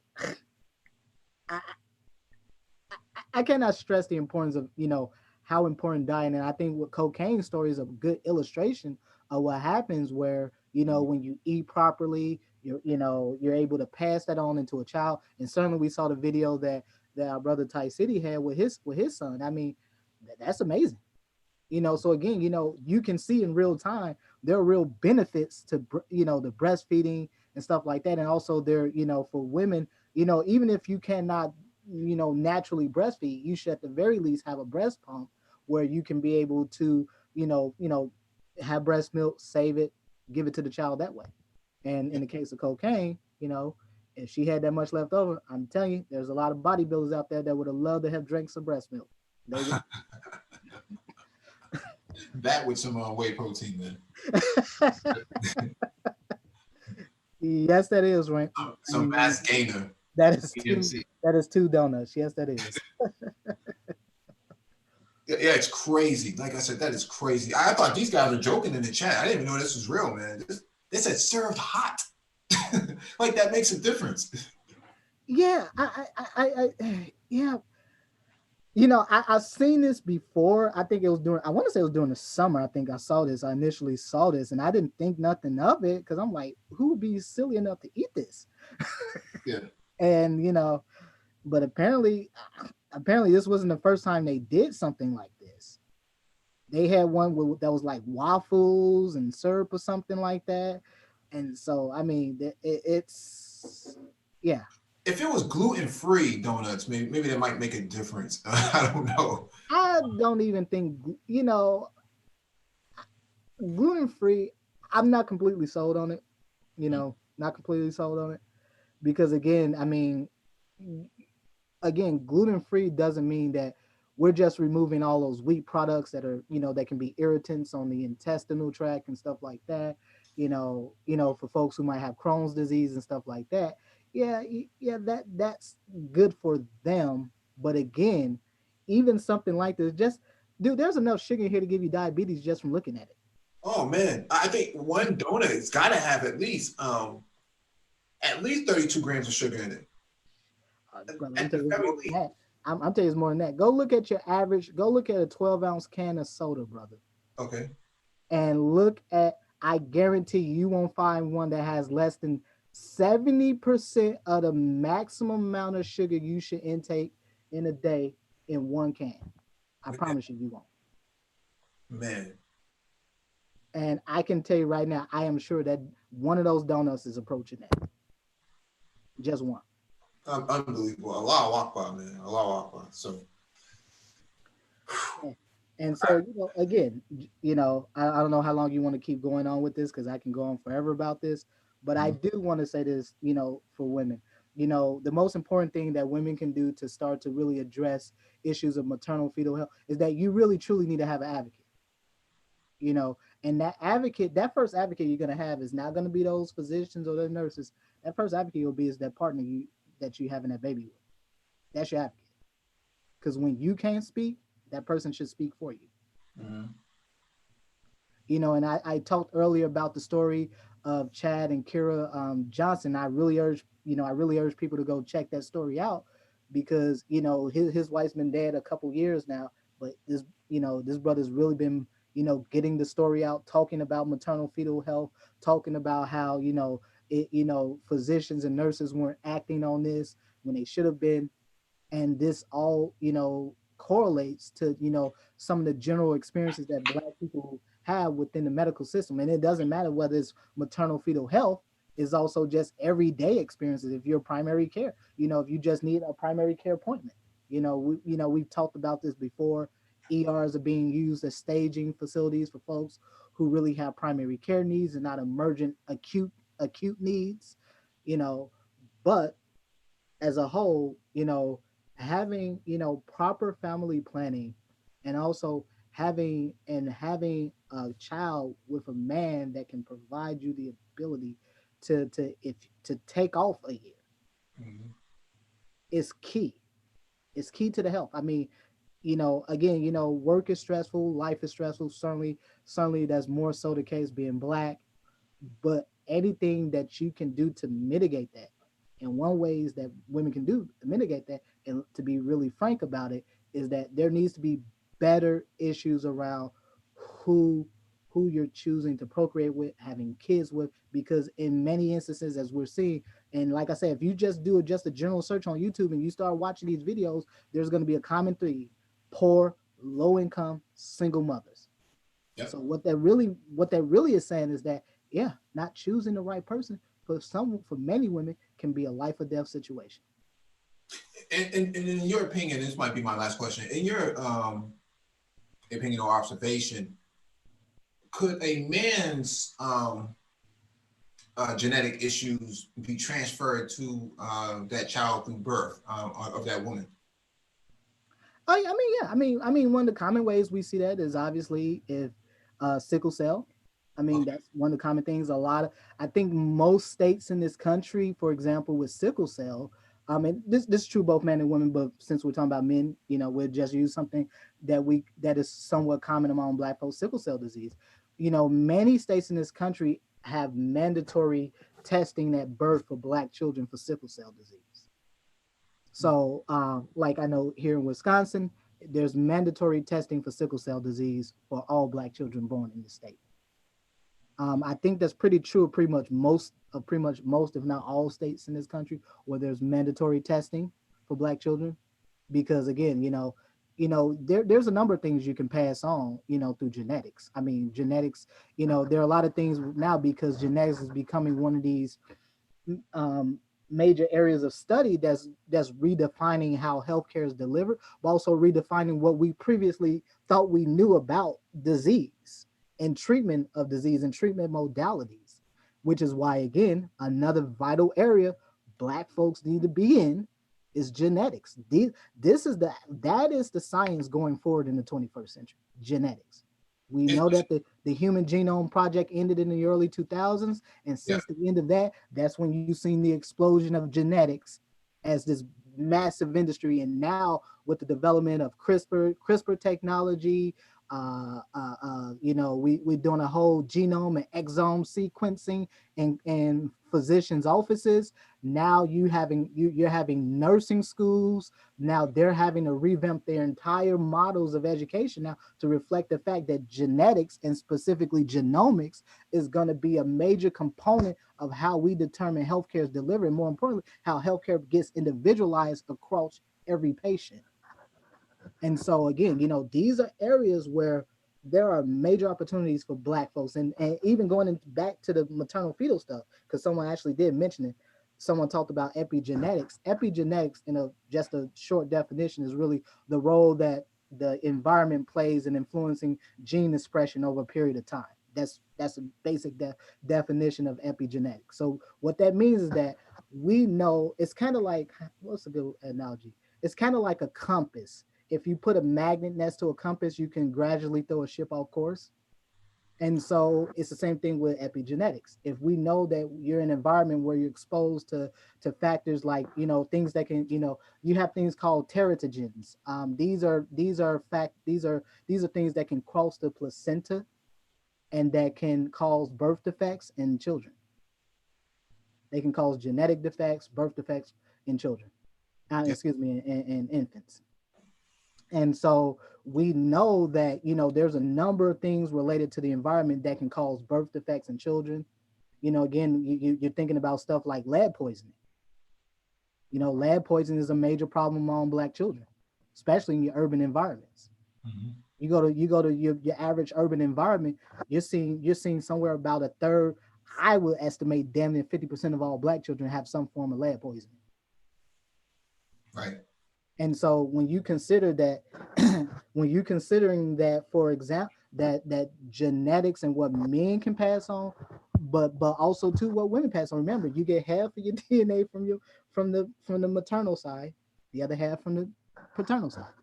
Mhm. So again, your genetics is just not just a combination of mom and dad, but it's a combination of whatever dad's lineage is, Mhm. mom's lineage is. And so again, all those factors come into play, which is why genetics is the science to study of the 21st century. Yeah. Why there's these, right now, I was talking about this before. You have this major initiative going on right now across the country. Obama signed it into law, part of an executive order years ago called the Precision Medicine Initiative. And the outgrowth of that is the All of Us program. And I've talked about this briefly before, but this is a major this is one of the most ambitious programs of research since the Human Genome Project. Mm-hmm. Where they're and the VA has a variation of it called the Million Veteran Project. Mm-hmm. And basically they're looking to get Black folks in as research subjects, but also too, and some of the folks that I'm working with, that I've been working with over the past year or so now, who are working on these projects, who's working on this here in Wisconsin, is that we're trying to push to get more Black students into these graduate and doctoral programs in genetics and stuff like that, so they can be some of these researchers looking at this data that they're going to be building biobanks off of. So we're talking about stuff that you give up now, they go be using for the next 100-some years. Yep. And this is where the rubber meets the road for Black folks, where we can really, it has to be an imperative that we push younger people. Everyone doesn't have to be a physician or nurse or whatever it is you want to do, but we do need them. But more importantly, we need the researchers that can really push the science out there to Black people, that can help Black people understand what's really going on. Mm-hmm. And I don't, again, I'm not one of these, I want to make it clear, I'm not one of these conscious type folks. No offense to them. I'm not one of them, but I am a very much a pragmatist who believes that, going forward, Black folks need to know this. I don't give a damn how many folks on YouTube telling you all kinds of crazy crap about immaculate conception and Black women are asexual and they magically impregnate themselves. I don't care about that. But I do care about the fact that, you're got billions of dollars dedicated to one of the most ambitious programs of research in this country's history, and Black folks ain't a part of it. Let's go to Cocaine Kel. She I think she has something to say when she jumped on the panel.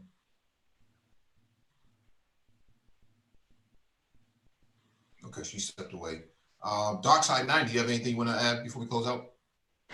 No, just a great discussion, a great panel. Appreciate you guys taking time out to enlighten us.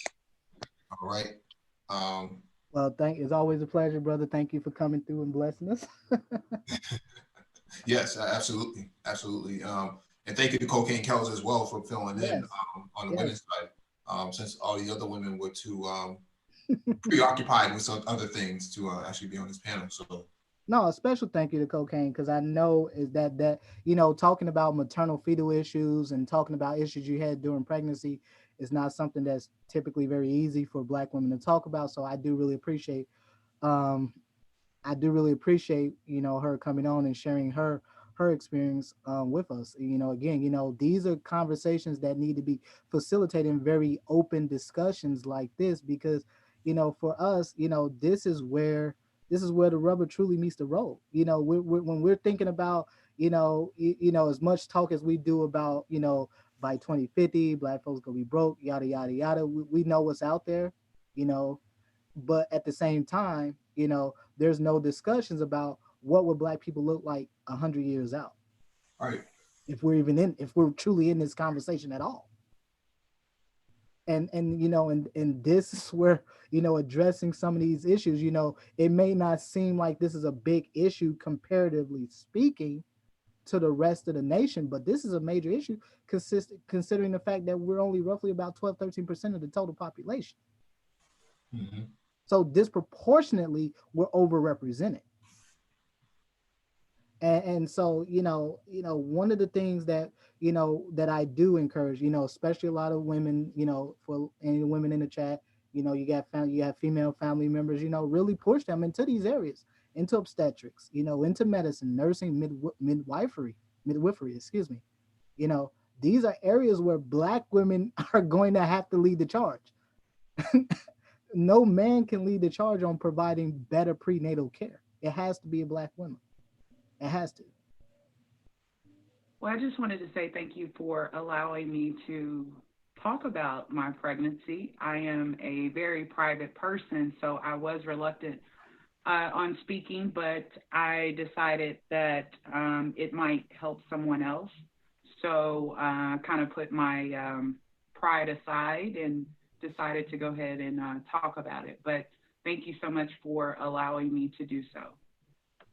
No, I thank you for sharing your story. Like I said, I know this is something that tends to be very private, and these discussions tend to come up, you know, very privately in between women within their families, you know, because like I said before, I'm sure most Black women probably know at least 2 or 3 women in their family that have similar stories, you know, where, you know, pregnancies were very difficult. It almost killed them. You know, and so again, I really do appreciate what you know, sharing your story with us, Cocaine, because again, you know, these are stories that do need to be talked about. And yes, you're only hearing about this only here at the Black Brain Trust. Because Yeah. again, and I really thank Mike for really for reaching out to me and contacting me on this, because, you know, this is something that had recently popped up, you know, had recently been a conversation I had with some folks in about the past month or so. And so, you know, and like I said, you know, here in Wisconsin, I know this is a major issue for Black women.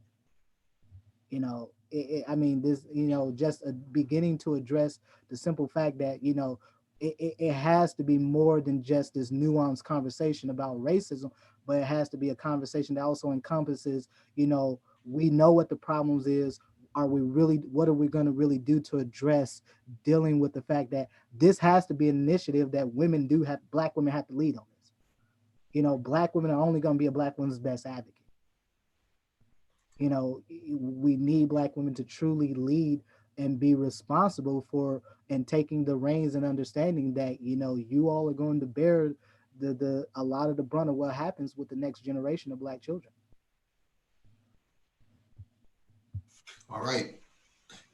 Thank you all for joining us. Please hit the like button if you've not already done so. Share the video if possible. Also hit that notification bell so you get all the updates from the Black Brain Trust, including those posted on the community tab. Thank you, Dr. Phoenix, for coming through, and everyone else. Shalom.